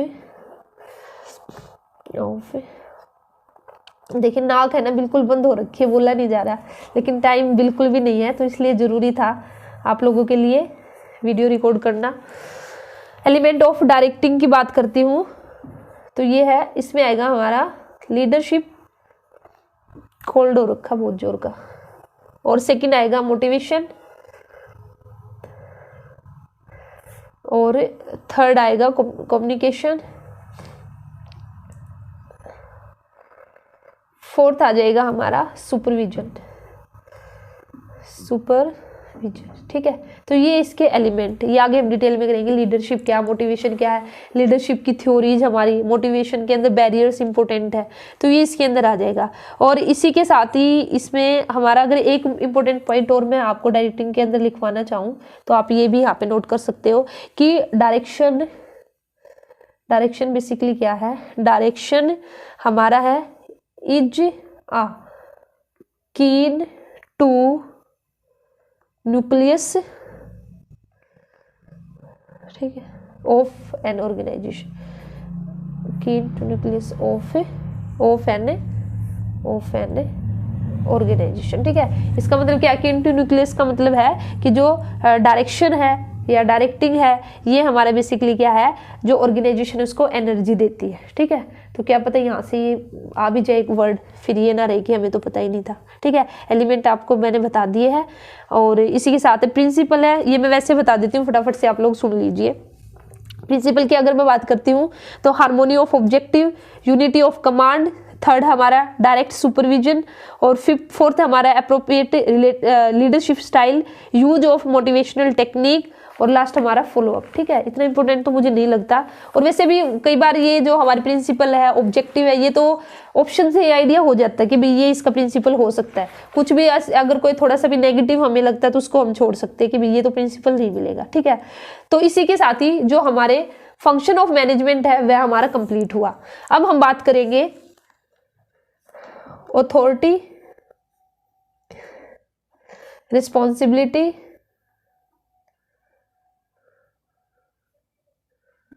और हमारा थर्ड हो जाएगा एंड अकाउंटेबिलिटी। इन सब का क्या मीनिंग है, ठीक है, तो इनकी बात करते हैं। तो सबसे पहले मैं बात करती हूँ यहाँ पे अथॉरिटी की। देखिए अगर मैं बात करती हूँ तो कई बार जो अथॉरिटी है उसको पावर का ही सिनोनिम्स मान लेते हैं कि भाई अथॉरिटी का मतलब और पावर का मतलब सेम है, लेकिन ये आपका सिनोनिम्स नहीं है, सेम नहीं है। अगर हम रियलिटी देखें तो यहाँ पे डिफरेंस है हमारा इन दोनों ही टर्म्स में, पावर और अथॉरिटी में। पावर जो है ये हमारा एक बड़ी टर्म है, ठीक है, ब्रॉडर कंसेप्ट है किससे देन अथॉरिटी। पावर हमारा क्या है, ये मैं यहीं पे लिख देती हूँ, उससे आइडिया हो जाएगा। Power is a broader concept than authority, ठीक है। तो पावर हमारा बड़ा और कहीं ना कहीं अथॉरिटी क्या है, पार्ट है किसका, पावर का। तो यहाँ पे अगर मैं अथॉरिटी की बात करती हूं तो अथॉरिटी का हमारा क्या मीनिंग है, ठीक है। तो हमारा अथॉरिटी बेसिकली क्या है, ये हमारा एक फॉर्मल है और यहाँ पे जो इसकी लिमिट है अथॉरिटी की वो हमारी पोजीशन के साथ एडवांस में ही हमारी डिफाइन रहती है, ठीक है। जो पोजीशन होगी वहीं तक की जो अथॉरिटी है, जो बंदा है, जो पर्सन है जिसको अथॉरिटी मिली है वह उस अथॉरिटी को एंजॉय करता है। यहाँ पे जो एक्सटेंट की अगर मैं बात करूंगी तो अथॉरिटी की वो हमारी अनलिमिटेड नहीं होगी, ठीक है। तो authority given to a position legal and legitimate, ठीक है। तो ये कहीं ना कहीं एक पोजीशन से रिलेट करती है कि भाई ये कोई पर्सन है वो इस पोजीशन पे है तो फिर उसके पास ये अथॉरिटी है। अथॉरिटी बेसिकली क्या है, authority is a relationship between the two individual के बीच में हमारा क्या है, ये एक रिलेशनशिप है कि ये बताती है कि भाई कौन सुपीरियर है कौन सबऑर्डिनेट है, ठीक है। और उसी के बेस पर जो सुपीरियर है फिर वो डिसीजन लेता है, फिर वो देखता है कि जो मेरे सबऑर्डिनेट है उनसे जो भी वो रूल रेगुलेशन लगाएगा तो वो किस तरह से उन पे रूल रेगुलेशन लगाएगा, तो इस तरह से और किस तरह से जो फिर ऑब्जेक्टिव होंगे, जो भी प्लान होंगे, ठीक है, उनको वह एग्जीक्यूट करेगा। तो ये बेसिकली हमारा क्या है, रिलेशनशिप है दो इंडिविजुअल के बीच में कि भाई हाँ ये तेरा सुपीरियर है, ये तेरा क्या है, सबऑर्डिनेट है। अब सुपीरियर है उसको कुछ पावर हम बोल सकते हैं यहाँ पे, ठीक है। वैसे तो पावर आपका ब्रॉडर कंसेप्ट है लेकिन एक शॉर्ट उसमें बोल सकते हैं कि भाई अब ये उसको पावर मिल चुकी है, ये उसकी अथॉरिटी है, भाई जो सुपीरियर है ये काम कर सकता है, ठीक है। तो ये बेसिकली हमारा क्या है, तो जो अथॉरिटी है उसको फिर यूज किया जाएगा जो ऑर्गेनाइजेशन गोल है उनको अचीव करने में, ठीक है। तो किस तरह से जो एक्शन लेगा एक सुपीरियर, तो ये सारे के सारे किसके अंदर आ जाएंगे, आपका अथॉरिटी के अंदर आ जाएगा। तो जो अथॉरिटी है वो क्या करती है, give the right of the decision making का राइट इससे मिल जाता है, क्योंकि अब मैनेजर है उसके पास अथॉरिटी है तो वह ऑर्डर दे सकता है, वह डिसाइड करेगा कि जो उसके सबऑर्डिनेट है, ठीक है, उनको क्या करना है और कब करना है। ये कब पॉसिबल होगा, अगर उसके पास अथॉरिटी है तभी पॉसिबल होगा भी किसको क्या करना है। तो बेसिकली अथॉरिटी का मतलब क्या है कि authority is exercised by making decision लेना और फिर उन डिसीजन को लेकर और जो अपने सबऑर्डिनेट है उनसे बेसिकली उनसे काम करवाना, जो अपने ऑब्जेक्टिव है उनको अचीव करवाना, ठीक है। तो ये आ जाएगा हमारा अथॉरिटी के अंदर। और इसी के साथ ही अगर यहाँ पे मैं बात करती हूँ फिर जो अथॉरिटी की अगर बात करते हैं ना, तो इसमें ना जो अथॉरिटी है उनका कई बार सेंट्रलाइजेशन होता है, कई बार डिसेंट्रलाइजेशन होता है। तो सेंट्रलाइजेशन की अगर मैं बात करती हूँ तो सेंट्रलाइजेशन बेसिकली क्या है, centralisation is a systematic and देखिए जो कई बार जो अथॉरिटी है उसका सेंट्रलाइजेशन ऑफ अथॉरिटी की हम बात करते हैं और डिसेंट्रलाइजेशन की हम बात करते हैं, डिसेंट्रलाइजेशन की बात करते हैं। तो जो सेंट्रलाइजेशन होगा उसमें बेसिकली क्या होगा, उसमें जो अथॉरिटी रहेगी ना उसको रिजर्व करके रखा जाता है। एक systematic and consistence reservation of authority होगा, कहाँ पर, एट द सेंट्रल पॉइंट पर होगा विद इन ऑर्गेनाइजेशन, ठीक है। कहने का मतलब क्या है कि भी ज्यादा से ज्यादा जो पावर है वो सेंटर पर ही रखी जाएगी, जो टॉप लेवल अथॉरिटी होगी, जो टॉप लेवल हमारे रहेंगे, ठीक है, डिपार्टमेंट जो रहेगा टॉप लेवल वही सारे के सारे डिसीजन रहेंगे। और उस दूसरी तरफ अगर हम डिसेंट्रलाइजेशन की बात करते हैं तो डिसेंट्रलाइजेशन में क्या होगा, तो डिसेंट्रलाइजेशन में ज्यादा से ज्यादा हमारा जो कंट्रोल रहेगा ना वो कंट्रोल कम रहेगा सबऑर्डिनेट के ऊपर, और वहां पे ज्यादा से ज्यादा जो अथॉरिटी है सबऑर्डिनेट को मिल जाएगी, भी सभी के हाथ में एक तरह से पावर आ जाएगी, अथॉरिटी हो जाएगी, डिसेंट्रलाइजेशन कर दिया है, ठीक है। तो ये बेसिकली हमारा हो जाता है सेंट्रलाइजेशन। सेंट्रलाइजेशन भी ऊपर जो टॉप लेवल पे ही पावर सारे के सारे रखना, और डिसेंट्रलाइजेशन का मतलब भी डेलीगेट कर देना अथॉरिटी को, जो हमारे सबऑर्डिनेट है जितने ज्यादा हो सके, तो वह बेसिकली हमारा क्या कहलाता है, डिसेंट्रलाइजेशन कहलाता है। तो बिल्कुल इन शॉर्ट आपको बताना चाहूँ तो सेंट्रलाइजेशन का मतलब क्या होगा कि हर एक काम, हर एक डिसीजन है जो वो कौन लेगा, टॉप मैनेजमेंट लेगी, ठीक है। और डिसेंट्रलाइजेशन की अगर बात करते हैं तो इसमें हो जाएगा हमारा no control over the subordinate और द एक्टिविटीज ऑफ सबऑर्डिनेट, जो सबऑर्डिनेट है उनकी एक्टिविटीज पर किसी भी तरह का कोई भी कंट्रोल ना करना, और यहाँ पे बिल्कुल कंट्रोल करना किसमें, सेंट्रलाइजेशन में। सारे के सारे डिसीजन है जो भी वो कौन लेगा, टॉप मैनेजमेंट लेगी। तो ये बेसिकली आपका मेन डिफरेंस हो जाएगा इन दोनों के बीच में। तो इसी में आ जाएगा कि भी सेंट्रलाइजेशन ऑफ अथॉरिटी का मतलब ये सारी अथॉरिटी है टॉप मैनेजमेंट के पास है, बिल्कुल भी जो सबऑर्डिनेट है उनको किसी भी तरह की अथॉरिटी नहीं दी गई है। और डिसेंट्रलाइजेशन में आएगा कि भी बिल्कुल कंट्रोल ही नहीं है, सारी की सारी अथॉरिटी उनको दे दी गई है। ठीक है, तो देखिए भाई अब हमारा नेक्स्ट है, उसको मैं पहले से स्टार लगा रही हूँ। ठीक है, कौन सा टॉपिक है, बहुत ही इंपॉर्टेंट टॉपिक है ये, है आपका वेरी वेरी इंपॉर्टेंट, इस पे लगा लीजिए, स्पैन ऑफ मैनेजमेंट,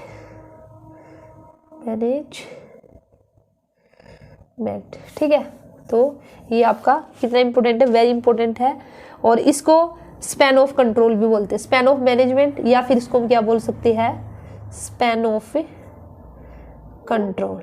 ठीक है, और ये हमारा किसने दिया था, ये हमारा दिया था ग्रेस्कनस ने। ठीक है, इसको कैसे भी आप प्रोनाउंस कर लेना, कोई इसको बोलता है GRAICUNUS,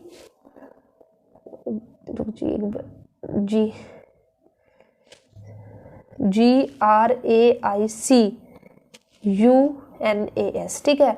ग्रेसियसनस इसको बोल सकते हैं, ग्रेसनस जो भी है, इसको इन्होंने ये स्पैन ऑफ मैनेजमेंट दिया था, और इसको स्पैन ऑफ कंट्रोल भी बोलते हैं। और बेसिकली इसके अंदर आपका क्या है, इसके अंदर बेसिकली आपका क्या है, ये आपका क्या बताता है कि भाई एक सुपीरियर के नीचे कितने सबऑर्डिनेट काम करेंगे। यहाँ बिल्कुल इन शॉर्ट यहाँ पे लिखना चाहूँ तो देखिए यहाँ पे हो जाएगा, इसका मतलब क्या, स्पैन ऑफ कंट्रोल का मतलब है number of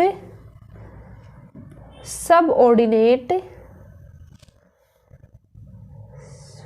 number of subordinate under a supervisor, कि भाई एक सुपरवाइजर होगा जो उसके नीचे कितने सबऑर्डिनेट होंगे जो कि काम करेंगे। ठीक है, तो ये बेसिकली बोलता है स्पैन ऑफ मैनेजमेंट और स्पैन ऑफ कंट्रोल। तो ये जरूर से जरूर याद रखना कि भाई ये किसने दिया है। तो इसी के साथ ही यहाँ पे इन्होंने एक मैथमेटिकल फॉर्मूला दिया था, एक रिलेशनशिप बनाई थी किसके बीच में, सुपीरियर और जो सबऑर्डिनेट है उनके बीच में एक रिलेशनशिप को बताते हुए उन्होंने एक मैथमेटिकल फॉर्मूला दिया था। तो ज्यादा तो आपको याद नहीं रखना, लेकिन फिर भी मैं थोड़ा सा बता देती हूँ, कई बार हो सकता है कि भाई आ भी जाए तो आप लोगों को आइडिया हो जाएगा कि भाई ये जो फॉर्मूला है ये किससे रिलेटेड है, इसमें कौन कौन से जो टर्म्स है उनका यूज किया गया। ठीक है, तो जो मैथमेटिकल फॉर्मूला है उसमें कौन कौन सी आपकी टर्म आएगी, इन्होंने एक मैथमेटिकल फॉर्मूला दिया था। तो देखिए इसमें था, एक तो था आपका number of direct relationship, number of direct relationship, वो किसके इक्वल रखा था, n के। ठीक है, फिर उसके बाद था नंबर ऑफ क्रॉस रिलेशनशिप, उसको किसके इक्वल रखा था, n इक्वल टू n-1। फिर था हमारा नंबर ऑफ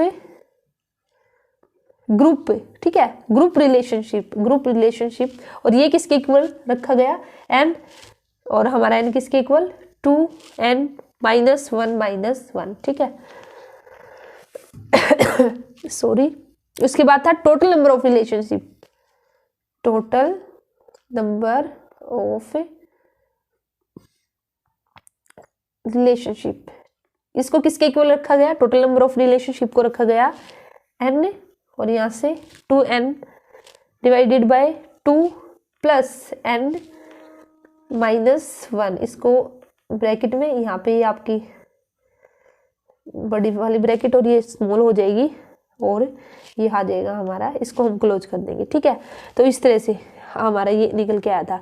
यहाँ पे जो n का मतलब क्या है, n किसको रिप्रेजेंट करता है, n रिप्रेजेंट करता है नंबर ऑफ सबऑर्डिनेट को, नंबर ऑफ सबऑर्डिनेट। बस अब ये आपको चाहिए याद भी ना रहे सबऑर्डिनेट, तो कम से कम आपको ये आइडिया हो जाएगा कि भी हाँ इस तरह से एक मैथमेटिकल फॉर्मूला था जिसमें n-1 इस तरह से आया था, नंबर ऑफ डायरेक्ट रिलेशनशिप था, क्रॉस था, ग्रुप था, तो ये इसने दिया था। और इसी के साथ ही अगर मैं बात करती हूँ स्पैन ऑफ मैनेजमेंट की या फिर स्पैन ऑफ कंट्रोल की, स्पैन ऑफ मैनेजमेंट की अगर मैं बात करती हूँ तो देखिए जो स्पैन ऑफ मैनेजमेंट है, कंट्रोल है, यह आपका दो तरह से हो सकता है।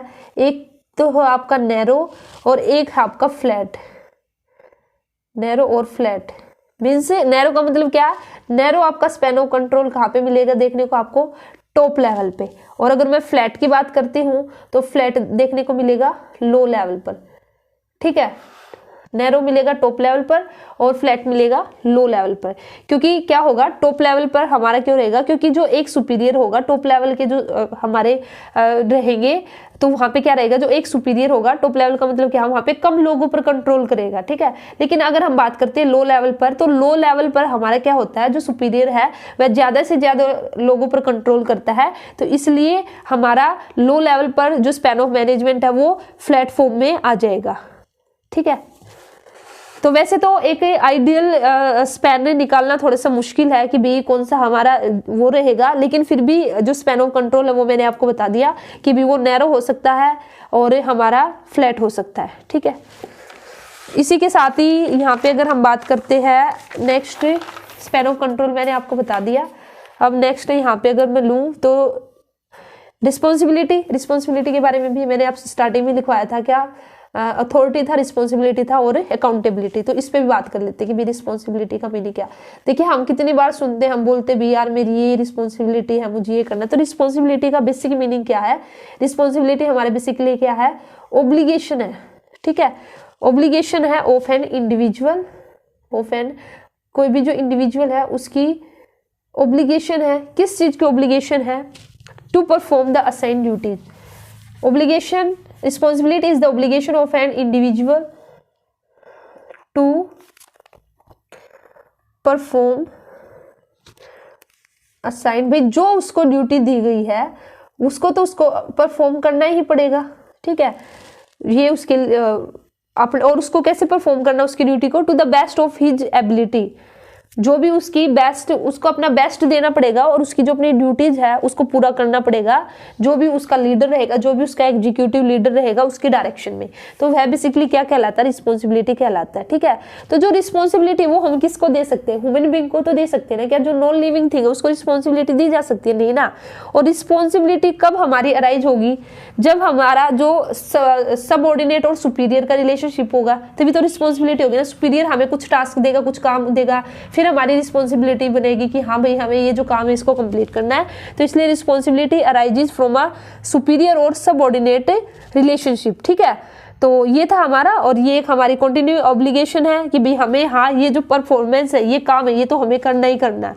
तो जैसे एक यहाँ पे एग्जाम्पल की अगर मैं बात करती हूँ कि भाई जो एक सेल्स पर्सन है, ठीक है, तो उसकी ऑब्लिगेशन किसके रिगार्डिंग है, जो सेल्स मैनेजर है उसने एक सेल्स पर्सन है उसको अपॉइंट किया कि भी तुझे ये सेल करनी है, तो उसकी रिस्पॉन्सिबिलिटी बनती है कि भी वो कुछ ना कुछ जरूर सेल करके आए, ऐसा नहीं कि भी वो सेल ना करे। तो ये बेसिकली हमारा क्या रिस्पॉन्सिबिलिटी है, ज्यादा हम इसके अंदर जाने की जरूरत नहीं है, इतना तो आपको पता ही होगा, ठीक है। अब मैं थोड़ा सा ना अकाउंटेबिलिटी के बारे में और बता देती हूँ आपको। अकाउंटेबिलिटी जिसको कि हम हिंदी में बोलते हैं जवाबदेही। अकाउंटेबिलिटी का मतलब क्या, देखिए बिल्कुल अगर यहाँ मैं बिल्कुल सिंपल में बताऊं, जैसे कि अभी एक सेल्स मैनेजर था, उसने एक सेल्स पर्सन है उसको अपॉइंट किया गया और उसको सेल करने के लिए बोला गया, ठीक है। तो अब कहीं ना कहीं जो सेल्स पर्सन है उसकी अकाउंटेबिलिटी बनती है कि भाई हाँ वो जाके सेल्स मैनेजर को बताए कि भाई हाँ मैंने सेल की है, इतनी सेल की है, तो जवाबदेही उसकी बनेगी भी उसने क्या किया क्या नहीं किया, ठीक है। तो अकाउंटेबिलिटी बेसिकली क्या है, ये एक लाइबिलिटी है created for the use of the, जो उसको अथॉरिटी दी गई थी, जो उसको रिस्पॉन्सिबिलिटी दी गई थी, तो भाई अब वह आंसरेबल होगा अपनी परफॉर्मेंस के लिए कि भाई जो उसको ड्यूटी असाइन की गई थी, तो अब वो जाके आंसर करे कि भी जो उसने परफॉर्मेंस है, उन ड्यूटियों जो उसकी ड्यूटीज थी उसको उसने परफॉर्म किया या नहीं किया, अपना जो उसको काम दिया गया था ना भी उसने उसको कंप्लीट किया नहीं किया, अभी उसका आके उसको जवाब देना होगा। तो ये बेसिकली हमारी क्या कहलाती है, अकाउंटेबिलिटी, ठीक है। कम्युनिकेशन इंपॉर्टेंट है, बैरियर्स ऑफ कम्युनिकेशन से आपके क्वेश्चन कई बार बनता है, ठीक है, यहाँ से क्वेश्चन तो आपको जरूर देखने को मिलेगा। तो सबसे पहले बात करते हैं हम, जो कम्युनिकेशन टर्म है ये आपकी ड्राइव हुई हमारी कहाँ से, एक लैटिन वर्ड है जो कि आपका कम्युनिस, ठीक है, उस वर्ड से हमारा ये वर्ड निकल के आया कम्युनिकेशन, कम्युनिस वर्ड से, और जिसका मतलब क्या है, इस कम्युनिस वर्ड का मतलब क्या है, कॉमन, इसका मतलब क्या है, कॉमन। तो जो वर्ड कम्युनिकेशन है ये किसके लिए स्टैंड करता है, sharing the ideas in common. Common में हम क्या करते हैं, जो अपने आइडियाज है शेयर करना। बेसिकली कम्युनिकेशन का मीनिंग क्या है, कम्युनिकेशन का मतलब यही है कि जब हमें हमारे जो भी जब भी हम अपने जो विचार अपने आइडियाज है, ठीक है, जब हम उनको शेयर करते हैं एक दूसरे के साथ, जैसे हमने बातें की है, ठीक है, तो वो हमारे बेसिकली क्या कहलाता है, कम्युनिकेशन कहलाता है। और जिसके अंदर हमें जो अपने आइडियाज है उसको शेयर करते हैं, दूसरे के आइडियाज है उसको लेके चलते हैं, ठीक है। वैसे आप सभी को पता ही है कम्युनिकेशन क्या है, ज़्यादा डीप में जाने की जरूरत नहीं है। तो यहाँ पे जो इंपॉर्टेंट है एक तो आपका है प्रोसेस ऑफ कम्युनिकेशन, ठीक है। तो यहाँ पे हम करेंगे, अब मैं ऐसे लिखूंगी, कम्युनिकेशन समझ जाना, कम्युनिकेशन प्रोसेस। तो इसकी प्रोसेस में देखिए स्टेप आपको पता होने चाहिए, कौन कौन से स्टेप आएंगे कम्युनिकेशन प्रोसेस में। फर्स्ट आएगा एनकोडिंग। तो मैं यहाँ पे जस्ट आपको एक्सप्लेन कर दूंगी एनकोडिंग का मतलब क्या है। नहीं सॉरी, सबसे पहले फर्स्ट स्टेप रहेगा आपका, यहाँ से करती हूँ मैं फर्स्ट स्टेप। जो फर्स्ट स्टेप रहेगा आपका कम्युनिकेटर या फिर सेंडर, भेजने वाला, ठीक है। तो फर्स्ट स्टेप हम बोलेंगे कम्युनिकेटर। एक आइडिया हो जाएगा कि भाई आपका ये फर्स्ट स्टेप है। तो कई बार हो सकता है कि एक दो स्टेप आगे पीछे कर दे या किसी को स्किप भी कर दे, लेकिन आपको एक सीक्वेंस पता चल जाएगी, ठीक है। तो देखिए फर्स्ट स्टेप हमारा रहेगा द कम्युनिकेटर और द सेंडर। तो सबसे पहले कौन आएगा कि भाई जो कम्युनिकेशन करेगा, जो आइडिया दे रहा है, तो उसको हम बोलेंगे कम्युनिकेटर। जैसे अभी मैं आपके सामने अपने विचार रख रही हूँ या आपको एक्सप्लेन कर रही हूँ, तो यहाँ पे मैं क्या कौन हूँ, सेंडर हूँ या फिर मैं कम्युनिकेटर हूँ, ठीक है, जो मैसेज भेजेगा। सेकेंड हमारा स्टेप रहेगा एनकोडिंग। एनकोडिंग का मतलब क्या है, ये सेकेंड इंपॉर्टेंट हमारा स्टेप है कम्युनिकेशन की प्रोसेस में। और इसके अंदर हम इन्वॉल्व करेंगे, बेसिकली इसमें लेंगे हम सिलेक्शन ऑफ लैंग्वेज, कि भाई हम जो भी हम मैसेज देने वाले हैं, ठीक है, तो उसके लिए हम जो लैंग्वेज है वह अपनी कौन सी सिलेक्ट करें, in which the message to be given, जिसमें हमने मैसेज देना है। तो वो हमारी बेसिकली क्या कहलाती है, एनकोडिंग। या फिर हम बोल सकते हैं एनकोडिंग हमारा क्या है, मीडियम है किसका, एक्सप्रेशन का, कि भाई हम कैसे एक्सप्रेस करेंगे, हम बोल कर बताएंगे अपना जो मैसेज देंगे, अब रिटर्न में हम अपना मैसेज देंगे या सिग्नल हम देंगे, गेस्चर हम करेंगे, कोई भी रहेगा हमारा, ठीक है, हैंडशेक से होगा, कोई भी रहेगा। कहने का मतलब क्या है कि भाई हम अपने जो एक्सप्रेशन है, जो हम मैसेज देना चाहते हैं, वो हम कैसे देंगे, तो वो आएगा हमारा एनकोडिंग के अंदर आएगा, ठीक है। इसी के साथ ही और एनकोडिंग आपकी इस वे में आपको करनी है कि भाई जो रिसीवर है वो उसको करेक्ट वे में समझ सके। ऐसा नहीं है भी कोई लैंग्वेज आपको तो पता है लेकिन आप जिसको मैसेज भेज रहे हो उसको लैंग्वेज नहीं आती, तो फिर उस केस में कम्युनिकेशन का कुछ फायदा होगा ही नहीं, क्योंकि जो मैसेज आप देना चाहते हो वह पर्सन उस मैसेज को समझेगा ही नहीं, तो फिर आपका यहाँ पे कम्युनिकेशन नहीं होगा, ठीक है। थर्ड स्टेप होगा हमारा मैसेज, कि भाई हमें जो भी हम मैसेज देने जा रहे हैं, तो इसके अंदर हमारा मैसेज आएगा, जो भी कम्युनिकेटर कम्युनिकेट करना चाह रहा है तो आ जाएगा मैसेज के अंदर। फोर्थ स्टेप हो जाएगा हमारा मीडियम, ठीक है। अब मीडियम, अब हम देखेंगे कि भाई किस मीडियम से हमें जो अपना मैसेज है उसको सेंड करना है। जो कैरियर ऑफ मैसेज रहेगा, मीडियम मीन्स इसको कहेंगे carrier of the message send by the person to another, ठीक है। मीडियम में भी फेस टू फेस कम्युनिकेशन होगा हमारा, या फिर हम टेलीफोन पे करेंगे या फिर मीटिंग करेंगे, कंप्यूटर के थ्रू करेंगे, तो जो भी हमारा रहेगा तो वहाँ पे ये बेसिकली किसके अंदर आ जाएगा, हमारा मीडियम के अंदर आ जाएगा, ठीक है। तो या रिटर्न में होगा हमारा, ये भी इसमें बोल सकते हैं कि जो ट्रांसमिशन रहेगा मैसेज का वो भी ओरली भी हो सकता है, रिटर्न में भी हो सकता है और गेस्चर में भी हो सकता है। तो मीडियम आपको सिलेक्ट करना। उसके बाद होगा हमारा डिकोडिंग। तो डिकोडिंग का मतलब क्या है कि भाई जो आपने जब एनकोड किया था, ठीक है, जो आपने एनकोड किया था, जो मैसेज था, आपने कौन सी लैंग्वेज यूज की थी, तो अब इसके अंदर जो रिसीवर होगा, ठीक है, वो इंटरप्रिटेट करेगा मैसेज को, ठीक है। भाई आपने क्या मैसेज भेजा उसको रिसीव करेगा। Interpretation of the message depend करता है कि भाई वो रिसीवर के एटीट्यूड पे डिपेंड करेगा कि भी उसको लैंग्वेज समझ में आ रही नहीं आ रही है, उसका क्या पास्ट एक्सपीरियंस है, तो ये सारे के सारे। तो यहाँ पे मेनली जो मैसेज है उसको वो इंटरप्रिटेट करेगा। और यहाँ पे थर्ड आ जाएगा हमारा रिसीवर, कि भाई जो रिसीव करेगा मैसेज, ठीक है। सेवंथ आ जाएगा हमारा फिर फीडबैक। अब उसको मैसेज मिल चुका है तो वह क्या करेगा, फीडबैक वापस मतलब कि भाई फीडबैक देगा जो कम्युनिकेटर था उसको, कि भाई हाँ मुझे मैसेज मिल चुका, मुझे समझ में आ चुका भाई आप क्या कम्युनिकेट करना चाह रहे थे, ठीक है। उसके बाद आता है हमारा नॉइस।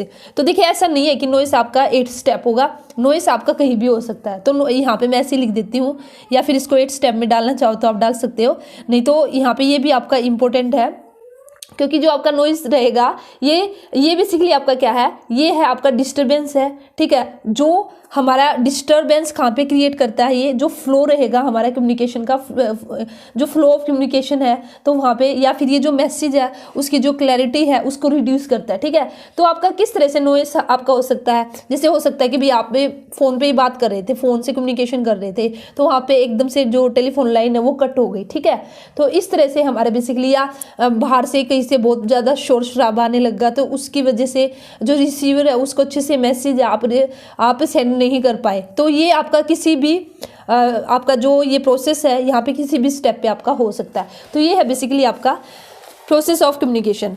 अब हम बात करेंगे यहाँ पे फॉर्मल कम्युनिकेशन और इनफॉर्मल। ठीक है, तो नाम से ही आपको आइडिया हो रहा है, फॉर्मल कम्युनिकेशन और सेकंड हमारा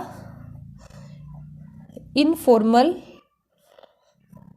कम्युनिकेशन। तो देखिए, अगर मैं बात करती हूँ फॉर्मल कम्युनिकेशन की, तो फॉर्मल कम्युनिकेशन के अंदर जो कम्युनिकेशन फ्लो रहेगा वो एक प्रिस्क्राइब्ड चैनल के थ्रू होगा। ठीक है, जो ऑर्गेनाइजेशनल मेंबर है उनके बीच में एक प्रिस्क्राइब्ड चैनल रहेगा, कुछ रूल्स रेगुलेशन होंगे, उनको फॉलो करते ही हमारा क्या आएगा, फॉर्मल कम्युनिकेशन। और इनफॉर्मल की बात करती हूँ तो इसको ग्रेप वाइन भी बोल देते हैं, GRAP। ठीक है, इसको क्या बोल देते हैं, ग्रेप वाइन कम्युनिकेशन भी इसको बोलते हैं। तो ग्रेप वाइन इनफॉर्मल का मतलब क्या है कि भाई हमारा फॉर्मल कम्युनिकेशन तो चलता ही चलता है, साइड बाय साइड हमारा इनफॉर्मल जो कम्युनिकेशन है वह भी हमारा चलता है, और बल्कि हमारा जो इनफॉर्मल कम्युनिकेशन है ये लार्ज स्केल पर हमारा चलता है। ठीक है, तो इनफॉर्मल का मतलब क्या है, जैसे आप जो हमारे इनफॉर्मल रिलेशनशिप हमारे क्रिएट होते, जो भी हमारा वर्क प्लेस रहेगा वहाँ पे हमें ऐसे ही जैसे बातचीत हमने करके, ठीक है, आपस में अपना ग्रुप बना लिया, तो वहाँ पे हमारा फिर क्या हो जाएगा, जो वो ग्रुप है उसके अंदर हमारा क्या रहेगा, इनफॉर्मल कम्युनिकेशन। या फिर इसको ग्रेप वाइन मतलब कि किस तरह से बढ़ता चलता है, जैसे वो बोलते हैं ना, अंगूर की जो बेल होती है जिस तरह से वो फैलती जाती है, इसी तरह से हमारा इनफॉर्मल कम्युनिकेशन हमारा चलता है। ठीक है, तो ये, और जैसे कि जो इनफॉर्मल कम्युनिकेशन रहेगा या ग्रेप वाइन रहेगा, ये मोर एक्टिव रहता कब, during the period of the change. जब भी कोई चेंज आएगा, कोई भी एक्साइटमेंट है, कोई भी ऐसी न्यूज होगी ना, तो उस टाइम हमारा बहुत जल्दी से फैल जाता है इनफॉर्मल कम्युनिकेशन। ठीक है, और क्या, बैरियर्स ऑफ कम्युनिकेशन। ठीक है, तो जब कम्युनिकेशन किया जाता है भी कौन कौन से बैरियर्स है जो रुकावटें पैदा करते हैं इफेक्टिव कम्युनिकेशन के अंदर। तो यहाँ पे बेसिकली अगर मैं बैरियर की बात करती हूँ तो यहाँ पे आपके 4 पार्ट्स में डिवाइड किया गया है इन बैरियर्स को। तो 4 पार्ट में डिवाइड किया गया है। तो 4 पार्ट हमारे कौन कौन से हैं मैं आपको बता देती हूँ। फर्स्ट पार्ट है हमारा सिमेंटिक बैरियर्स, ठीक है, समझ जाना आप। सेकंड है हमारा साइकोलॉजिकल या फिर साइकोलॉजी, जो भी आपको बोलना है, साइकोलॉजिकल बैरियर या फिर इमोशनल बैरियर भी इसको बोलते हैं। सेकंड को यहाँ पे लिख देती हूँ, इमोशनल बैरियर भी इसको हम बोल सकते हैं। ठीक है, 4 पार्ट मैंने आपको बताया ना। थर्ड, और ये थर्ड के बाद आ जाएगा आपका फोर्थ। थर्ड मैं ऐसे कर देती हूँ, ठीक है, थर्ड, और यहाँ पे आ जाएगा फोर्थ। जो थर्ड बैरियर है हमारा ऑर्गेनाइजेशन बैरियर, और फोर्थ आ जाएगा हमारा पर्सनल बैरियर। तो 4 तरह के बैरियर्स है। तो सबसे पहले बात करते हैं हमारा सिमेंटिक, और इसको आप इंपॉर्टेंट लगा लीजिए, यहाँ से क्वेश्चन बनता है। तो जो सिमेंटिक बैरियर है, ठीक है, तो ये आपका किससे रिलेटेड है। तो देखिए, ये बेसिकली आपका किससे रिलेटेड है, ये आपका जैसे लैंग्वेज से रिलेटेड है हमारा। ठीक है, तो इसके अंदर देखिए, इसके अंदर मैं आपको बताऊंगी कौन कौन से बैरियर आ सकते हैं। इसमें बैडली एक्सप्रेस्ड मैसेज है कि भाई जो सेंडर है उसने अच्छे से मैसेज को भेजा ही नहीं है, बैडली एक्सप्रेस्ड मैसेज, तो उससे क्या होगा, फिर जो रिसीवर होगा उसको अच्छे से समझ में ही नहीं आएगा। ठीक है, तो यहाँ पे जो लैंग्वेज है उसने बिल्कुल अच्छी लैंग्वेज का यूज नहीं किया है, इस वजह से फिर बाद में जो इंटरप्रिटेट किया गया जब मैसेज को, तो रॉन्ग इंटरप्रिटेशन तो अपने आप ही निकलेगी। जैसे चॉइस ऑफ वर्ड्स है, रॉन्ग चॉइस ऑफ वर्ड्स ले लिया, जो सीक्वेंस थी वर्ड्स की या सेंटेंस की वो भी आपकी अच्छे से नहीं थी, तो वो कहलाएगा हमारा सिमेंटिक। या फिर इसमें सेकेंड हो सकता है जो आपने सिंबल और वर्ड यूज किए हैं विद डिफरेंट मीनिंग, आपने सिंबल और वर्ड यूज किए हैं। ठीक है, सिंबल और वर्ड्स जो यूज किए हैं उनका मीनिंग डिफरेंट था, डिफरेंट, ठीक है। जिस वे में आप कहना चाहते थे वो हो सकता है कि भी अगले ने उन वर्ड्स को, उन सिंबल्स को उस वे में ना समझाओ, ठीक है। तो इसी तरह से इसके अंदर आपका फॉल्टी ट्रांसलेशन आ जाएगा कि जो उसने ट्रांसलेशन किया है, अनक्लैरिफाइड आपकी एजम्पशन आ जाएगी। फिर टेक्निकल, ये वर्ड आप जरूर लिख लेना, ये भी इंपॉर्टेंट है और सिमेंटिक के अंदर ही आएगा, टेक्निकल जार्गोन, ठीक है। ये हमारे बेसिकली क्या है, इसके अंदर हमारे बेसिकली क्या है कि जनरली ये देखा गया है जो लोग किसी एंटरप्राइज में काम करते हैं और जहाँ पे स्पेशल टेक्निकल ग्रुप आपके बने हुए हैं, ठीक है, तो वहाँ पे एक टेक्निकल जो लैंग्वेज है उसको यूज किया जाएगा। तो कई बार क्या होगा, जो कम्युनिकेशन है वो is not so simple as to be understand by the everybody. भाई इतना सिंपल नहीं होगा कि उसको हर कोई समझ ले, ठीक है, क्योंकि जो टेक्निकल लैंग्वेज है वो तो वही समझेगा भाई जिसको टेक्निकल लैंग्वेज आएगी। तो कहीं ना कहीं जो टेक्निकल लैंग्वेज है वो क्या क्रिएट कर सकती है, बैरियर क्रिएट कर सकती है इन कम्युनिकेशन, ठीक है। जैसे इसके अंदर हमारे बेसिकली कौन कौन से ग्रुप आ जाएंगे, इसके अंदर आ जाएंगे हमारे इंडस्ट्रियल, इंजीनियर, प्रोडक्शन डेवलपमेंट, ठीक है। तो ये बेसिकली यहाँ पे टेक्निकल जार्गन का मतलब क्या है कि भी टेक्निकली लैंग्वेज ही, जिन बंदों को टेक्निकल लैंग्वेज आती है उन्हीं को समझ में आएगी, एक सिंपल पर्सन उसको समझ नहीं सकता। तो यहाँ पे ये किसके अंदर आएगा, आपका सिमेंटिक बैरियर के अंदर ही आएगा। और इसमें आपका लास्ट हो सकता है body language and gesture decoding, ठीक है। कई बार हमें बॉडी लैंग्वेज है जो रिसीवर है वो उसको ना समझ पाए, जो गेस्चर उसने दिया था उसमें मिसअंडरस्टैंडिंग हो सकती है, तो ये सब इसके अंदर आ जाएगा। तो कई बार जैसे किसी ने अपनी गर्दन हिला के इशारा किया, लेकिन अभी ये नहीं समझ में आया कि भाई ये जो गर्दन हिला रहा है ये यस के वे में हिला रहा है या फिर नो के वे में, तो ये सारे के सारे किसके अंदर आ जाएंगे, आपके सीमेंटिंग बैरियर के अंदर आ जाएंगे, ठीक है। अभी नेक्स्ट है जो हमारा इसके अंदर ही हमारा इमोशनल बैरियर या फिर साइकोलॉजिकल बैरियर। तो साइकोलॉजिकल या फिर इमोशनल बैरियर के अंदर हमारे कौन कौन से आएगा, प्री मैच्योर इवेल्युएशन। आपने पहले से ही अच्छे से पूरा जो मैसेज है उसको रीड ही नहीं किया और रीड करने से पहले ही आपने उसका पहले से मूल्यांकन कर लिया, समय से पहले ही उसका मूल्यांकन कर लिया। तो इस वजह से भी कई बार हम किसी की बात पूरी नहीं सुनते और पहले ही कंक्लूजन निकाल लेते हैं, तो ये हमारा इमोशनल बैरियर के अंदर आ जाएगा। लैक ऑफ अटेंशन, कई बार हमारा ध्यान ही नहीं है, ठीक है। यहाँ पे राइट करूँ क्या, कौन कौन से आ जाएंगे, सही मैं कर ही देती हूँ, ठीक है, फिर आपको थोड़ी दिक्कत नहीं आएगी, आइडिया हो जाएगा कि भाई इसके अंदर हमारे कौन कौन से बैरियर आएंगे। सिर्फ हेडिंग लिख देती हूँ फिर आप समझ जाना, ठीक है। इसके अंदर जैसे कि मैंने क्या बताया, प्री मैच्योर आपने इवेल्युएशन कर लिया, उसके बाद जो सेकंड है इसमें लैक ऑफ अटेंशन, भी आपका ध्यान ही नहीं था। जैसे कोई आपको कुछ बता रहा है, अभी जैसे मैं ये आपको पढ़ा रही हूँ, हो सकता है कि भाई कोई किसी की वीडियो चल रही लेकिन उसका ध्यान और गई हो तो फिर उसको नहीं समझ में आएगा, ठीक है। कई बार हमारा क्या है, लॉस बाय ट्रांसमिशन, कि भाई पहुँचते पहुँचते मैसेज ही चेंज हो जाता है, ठीक है। और एंड पुअर रिटेंशन, भी आप याद नहीं रख पाए उसको अच्छे से, पुअर रिटेंशन। तो ये किसके अंदर आएगा हमारा, ये आएगा हमारा साइकोलॉजिकल और इमोशनल बैरियर के अंदर, ठीक है। और इसी में कई बार हमारा हो जाता है डिस्ट्रस्ट। तो ये कई बार है ना, आपको क्या क्वेश्चन में कैसे देखने को मिलेगा कि यहाँ पे दे देंगे, जैसे premature evaluation, lack of attention दे दिया, डिस्ट्रस्ट दे दिया, तो ये सब दे दिए। ये देने के बाद फिर पूछ लिया जाएगा कि भाई ये कौन सा है बैरियर है, और यहाँ पे आपको ऑप्शन दे देंगे सिमेंटिक है, साइकोलॉजिकल है या फिर पर्सनल है, ठीक है, या फिर ऑर्गेनाइजेशनल है। तो इसलिए आपको पता है, इसलिए मैंने यहाँ पे हेडिंग लिख दी, ठीक है। डिस्ट्रस्ट का मतलब क्या है कि जो आपको मैसेज देने आया आपको उस पर विश्वास ही नहीं है, तो फिर आप सोचोगे नहीं ये तो झूठ बोल रहा है, मुझे पता है इसकी तो झूठ बोलने की आदत है। तो ये बेसिकली हमारे क्या हो जाएगा, साइकोलॉजिकल।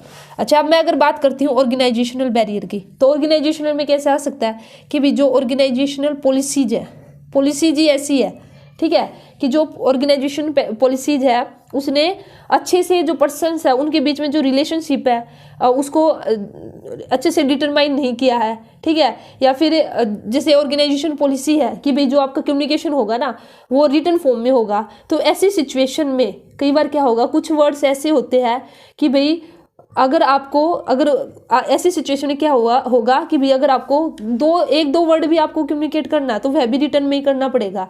इससे आपका बिना बात के बोलते हैं ना कि जो वर्क है वो डिले हो जाएगा। कई बार जो ऑर्गेनाइजेशन में इस तरह की पॉलिसीज आ जाती है, ठीक है। फिर कई बार जो पर्सन है क्या सोचते हैं, यार छोड़ना, अभी एक दो बात के लिए भी क्या लिखना, छोड़, मैं इस मैसेज को छोड़ ही देता हूँ, ये इतना इंपॉर्टेंट भी नहीं है। और इसी तरह से कई बार रूल्स एंड रेगुलेशन इस तरह की आ जाएगी, जो रूल्स एंड रेगुलेशन है, रूल्स एंड, तो देख लेना आप इजीली आपको पता चल जाएगा कि भाई ऑर्गेनाइजेशन से रिलेटेड क्या ऑर्गेनाइजेशन पॉलिसीज है, रूल्स रेगुलेशन है, स्टेटस है, ठीक है, नाम से ही पता चल जाएगा।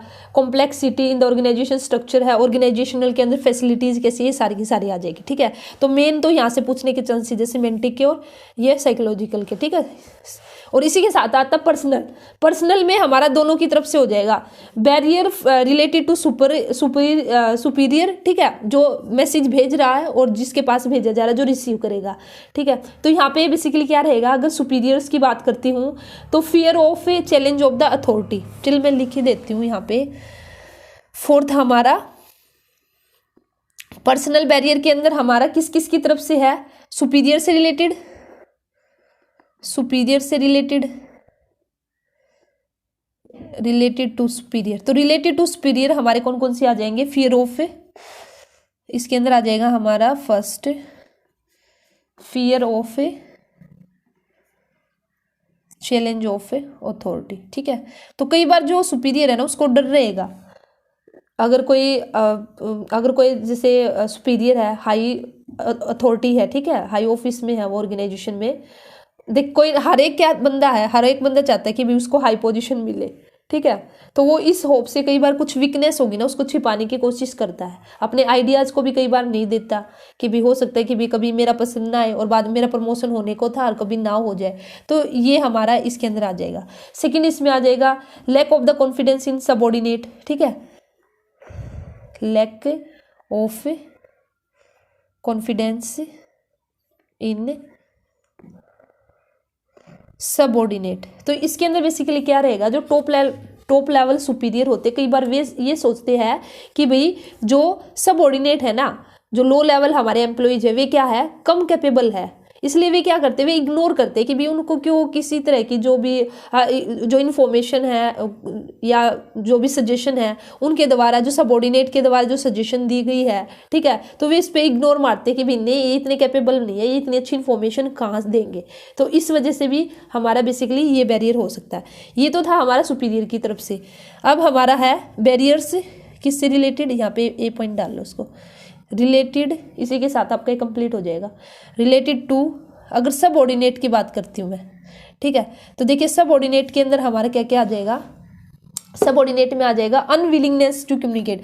कई बार जो हमारे लो लेवल एम्प्लॉय है या जो सबऑर्डिनेट है, कई बार वे जानबूझ के, ठीक है, उनकी इच्छा नहीं रहती यार छोड़, हमारी वही बात आ गई ना, जैसे अभी सुपीरियर ने क्या सोचा था, एक बार मैं लिख देती हूँ, अनविलिंगनेस टू कम्युनिकेट, कि भाई नहीं ये तो कैपेबल नहीं है, ये कहाँ इतने अच्छे आइडिया देंगे। तो इसी तरह से कई बार इनके दिमाग में भी आ जाता है। इनके दिमाग में कैसे आएगा, जो लो लेवल रहेगा वे ये सोचते हैं कि भाई जो हमारे सुपीरियर है, ठीक है, वे नहीं चाहते, वे तो हमें, वही बात आ गई ना कि भाई वे हमें लो लेवल का समझते, कहाँ हमारी बात पे इतना ध्यान देंगे, हमें तो इग्नोर कर देंगे। तो इस वजह से कि भाई वे जो सबऑर्डिनेट होंगे ना, वे इन्फॉर्मेशन आपकी नहीं देंगे। ठीक है, तो इसलिए ये भी हमारा बैरियर हो सकता है। Lack of proper incentive, second हो सकता है लैक ऑफ प्रॉपर। भाई कई बार ये नहीं हो जाता कि यार चल ना, क्या फ़ायदा बताने में, मिलना तो है नहीं, हमें तो कुछ नहीं मिलना, इसलिए हमें लेना ना देना ना, हम तो कुछ नहीं बात करते। तो कई बार क्या होता है, लैक ऑफ प्रॉपर इंसेंटिव भी क्रिएट करता है हिंड्रेंस इन द कम्युनिकेशन। तो ये कैसे हो सकता है, जैसे उन्होंने कोई सजेशन दी, जो सबऑर्डिनेट है, ठीक है, उन्होंने क्या किया, सजेशन दी, उन्होंने कोई भी इंफॉर्मेशन आइडिया दिया, लेकिन उस पर इंपॉर्टेंस नहीं दी गई, सुपीरियर ने उसको इग्नोर कर दिया। तो इस वजह से भी हमारे क्या हो सकता है, फिर वे बाद में देना ही बंद कर देते हैं। ठीक है, तो नहीं तो क्या होना चाहिए कि भी हाँ किसी ने अच्छा आइडिया दिया है तो उसको फिर थोड़ा सा इंसेंटिव मिलना चाहिए। मैनेजमेंट, इसमें जो इम्पोर्टेंट है ना वो बता दूँ मैं, मैनेजमेंट बाय ऑब्जेक्टिव। तो मैनेजमेंट बाय ऑब्जेक्टिव का मीनिंग क्या है, जिसको हम बोलते हैं MBO। ठीक है, और ये हमारा किसने दिया था, मैनेजमेंट बाय ऑब्जेक्टिव दिया था पीटर, कई बार पूछ लिया जाता है ये भी, पीटर ड्रकर ने। ठीक है, पीटर ड्रकर ने कब दिया था, 1954 में। तो management by objective is known as management by result भी इसको बोलते हैं, मैनेजमेंट बाय रिजल्ट। ठीक है, लिखो पूरा, is also known as management by results भी इसको हम बोलते हैं। ठीक है, मैनेजमेंट बाय रिजल्ट्स और सबसे पहले इसको इंट्रोड्यूस कराया था किसने, मैंने आपको बता दिया, पीटर एफ डरकर ने। उसकी बुक आई थी 1954 में, जो बुक आई थी वो क्या थी, प्रैक्टिस ऑफ मैनेजमेंट। पीटर डरकर ने 1954 में उसकी बुक आई थी। बुक भी आपकी इंपॉर्टेंट है, ठीक है, नाम आपको पता होना चाहिए, कई बार पूछ लिया जाता है। बुक का नाम क्या है, the practice of management, the practice of management. ये बुक किसकी है, पीटर डरकर की, ठीक है। तो देखिए मैनेजमेंट बाय ऑब्जेक्टिव का मतलब क्या है, मैनेजमेंट बाय ऑब्जेक्टिव आपकी एक ऐसी प्रोसेस है जो डिफाइन करती है specific objective within an organisation that management can convey to the organisation members. Basically इसमें क्या है कि इसमें जब हम ऑब्जेक्टिव सेट करते हैं ना एक बिजनेस ऑर्गेनाइजेशन के, तो जो हमारे एम्प्लॉयज है ना उनका इन्वॉल्वमेंट भी इसके अंदर रहेगा, ठीक है। तो एम्प्लॉयज भी इसमें इन्वॉल्व होंगे जब भी गोल सेटिंग की जाएगी, ठीक है, उनके आइडियाज भी लिए जाएंगे। तो यही बेसिकली आपका क्या कहलाता है, मैनेजमेंट बाय ऑब्जेक्टिव। जो एम्प्लॉयज है उनको भी इंपॉर्टेंस इसके अंदर दी जाती है। ऐसा क्यों है, क्योंकि जो अगर हमारा जो management by objective effective way में होगा, जो हमारी प्लानिंग है, जो ऑर्गेनाइजिंग है, ठीक है, जो भी किसी भी वर्क की हम कोई भी हम काम करेंगे, अगर हमारा एम्प्लॉयज का पार्टिसिपेशन होगा जब हम अपने बिजनेस के जो गोल्स है उसको सेट करेंगे, तो फिर हम उनको इतना ही इजीली फिर अचीव भी करेंगे। क्योंकि जो एम्प्लॉयज है उनको भी तो ये लगेगा ना कि भाई हमने खुद ही हमने अपने जो गोल है सेट किए, तो अब हमारी ये रिस्पॉन्सिबिलिटी बनती है कि भाई अब हम उनको अचीव करें। तो बेसिकली इतना इसके अंदर याद रखना, ठीक है। मैनेजमेंट बाय एक्सेप्शन है, ये मैंने वैसे बताया था, लेकिन आप यहाँ पे लिख भी सकते हो मैनेजमेंट बाय एक्सेप्शन, ठीक है। तो ये मैंने क्या बताया था, ये बता सकते हो, मैंने इसी वीडियो में बताया था आपको, ठीक है। इसके अंदर बेसिकली क्या है, इसके अंदर उन सिचुएशन, यहाँ पे क्या है, जो प्लान रिजल्ट्स है और जो एक्चुअल रिजल्ट्स है उनको हम कंपेयर करते हैं, इन्वेस्टिगेट करते हैं, और फिर वही बेसिकली जो हमारे रिजल्ट्स है उनको देखते हैं, फिर जहाँ पे डेविएशन उनको फाइंड आउट करते हैं। और बस आप ये याद रख लेना, ये हमारा दिया था FW टेलर ने, ठीक है। वैसे मैंने ये आपको बताया, वहाँ पे देख लेना, बता ही चुकी हूँ मैं आपको, अगर आप वीडियो पूरी कोई देख रहा होगा तो बीच में आ चुका मैनेजमेंट बाय एक्सेप्शन, ठीक है।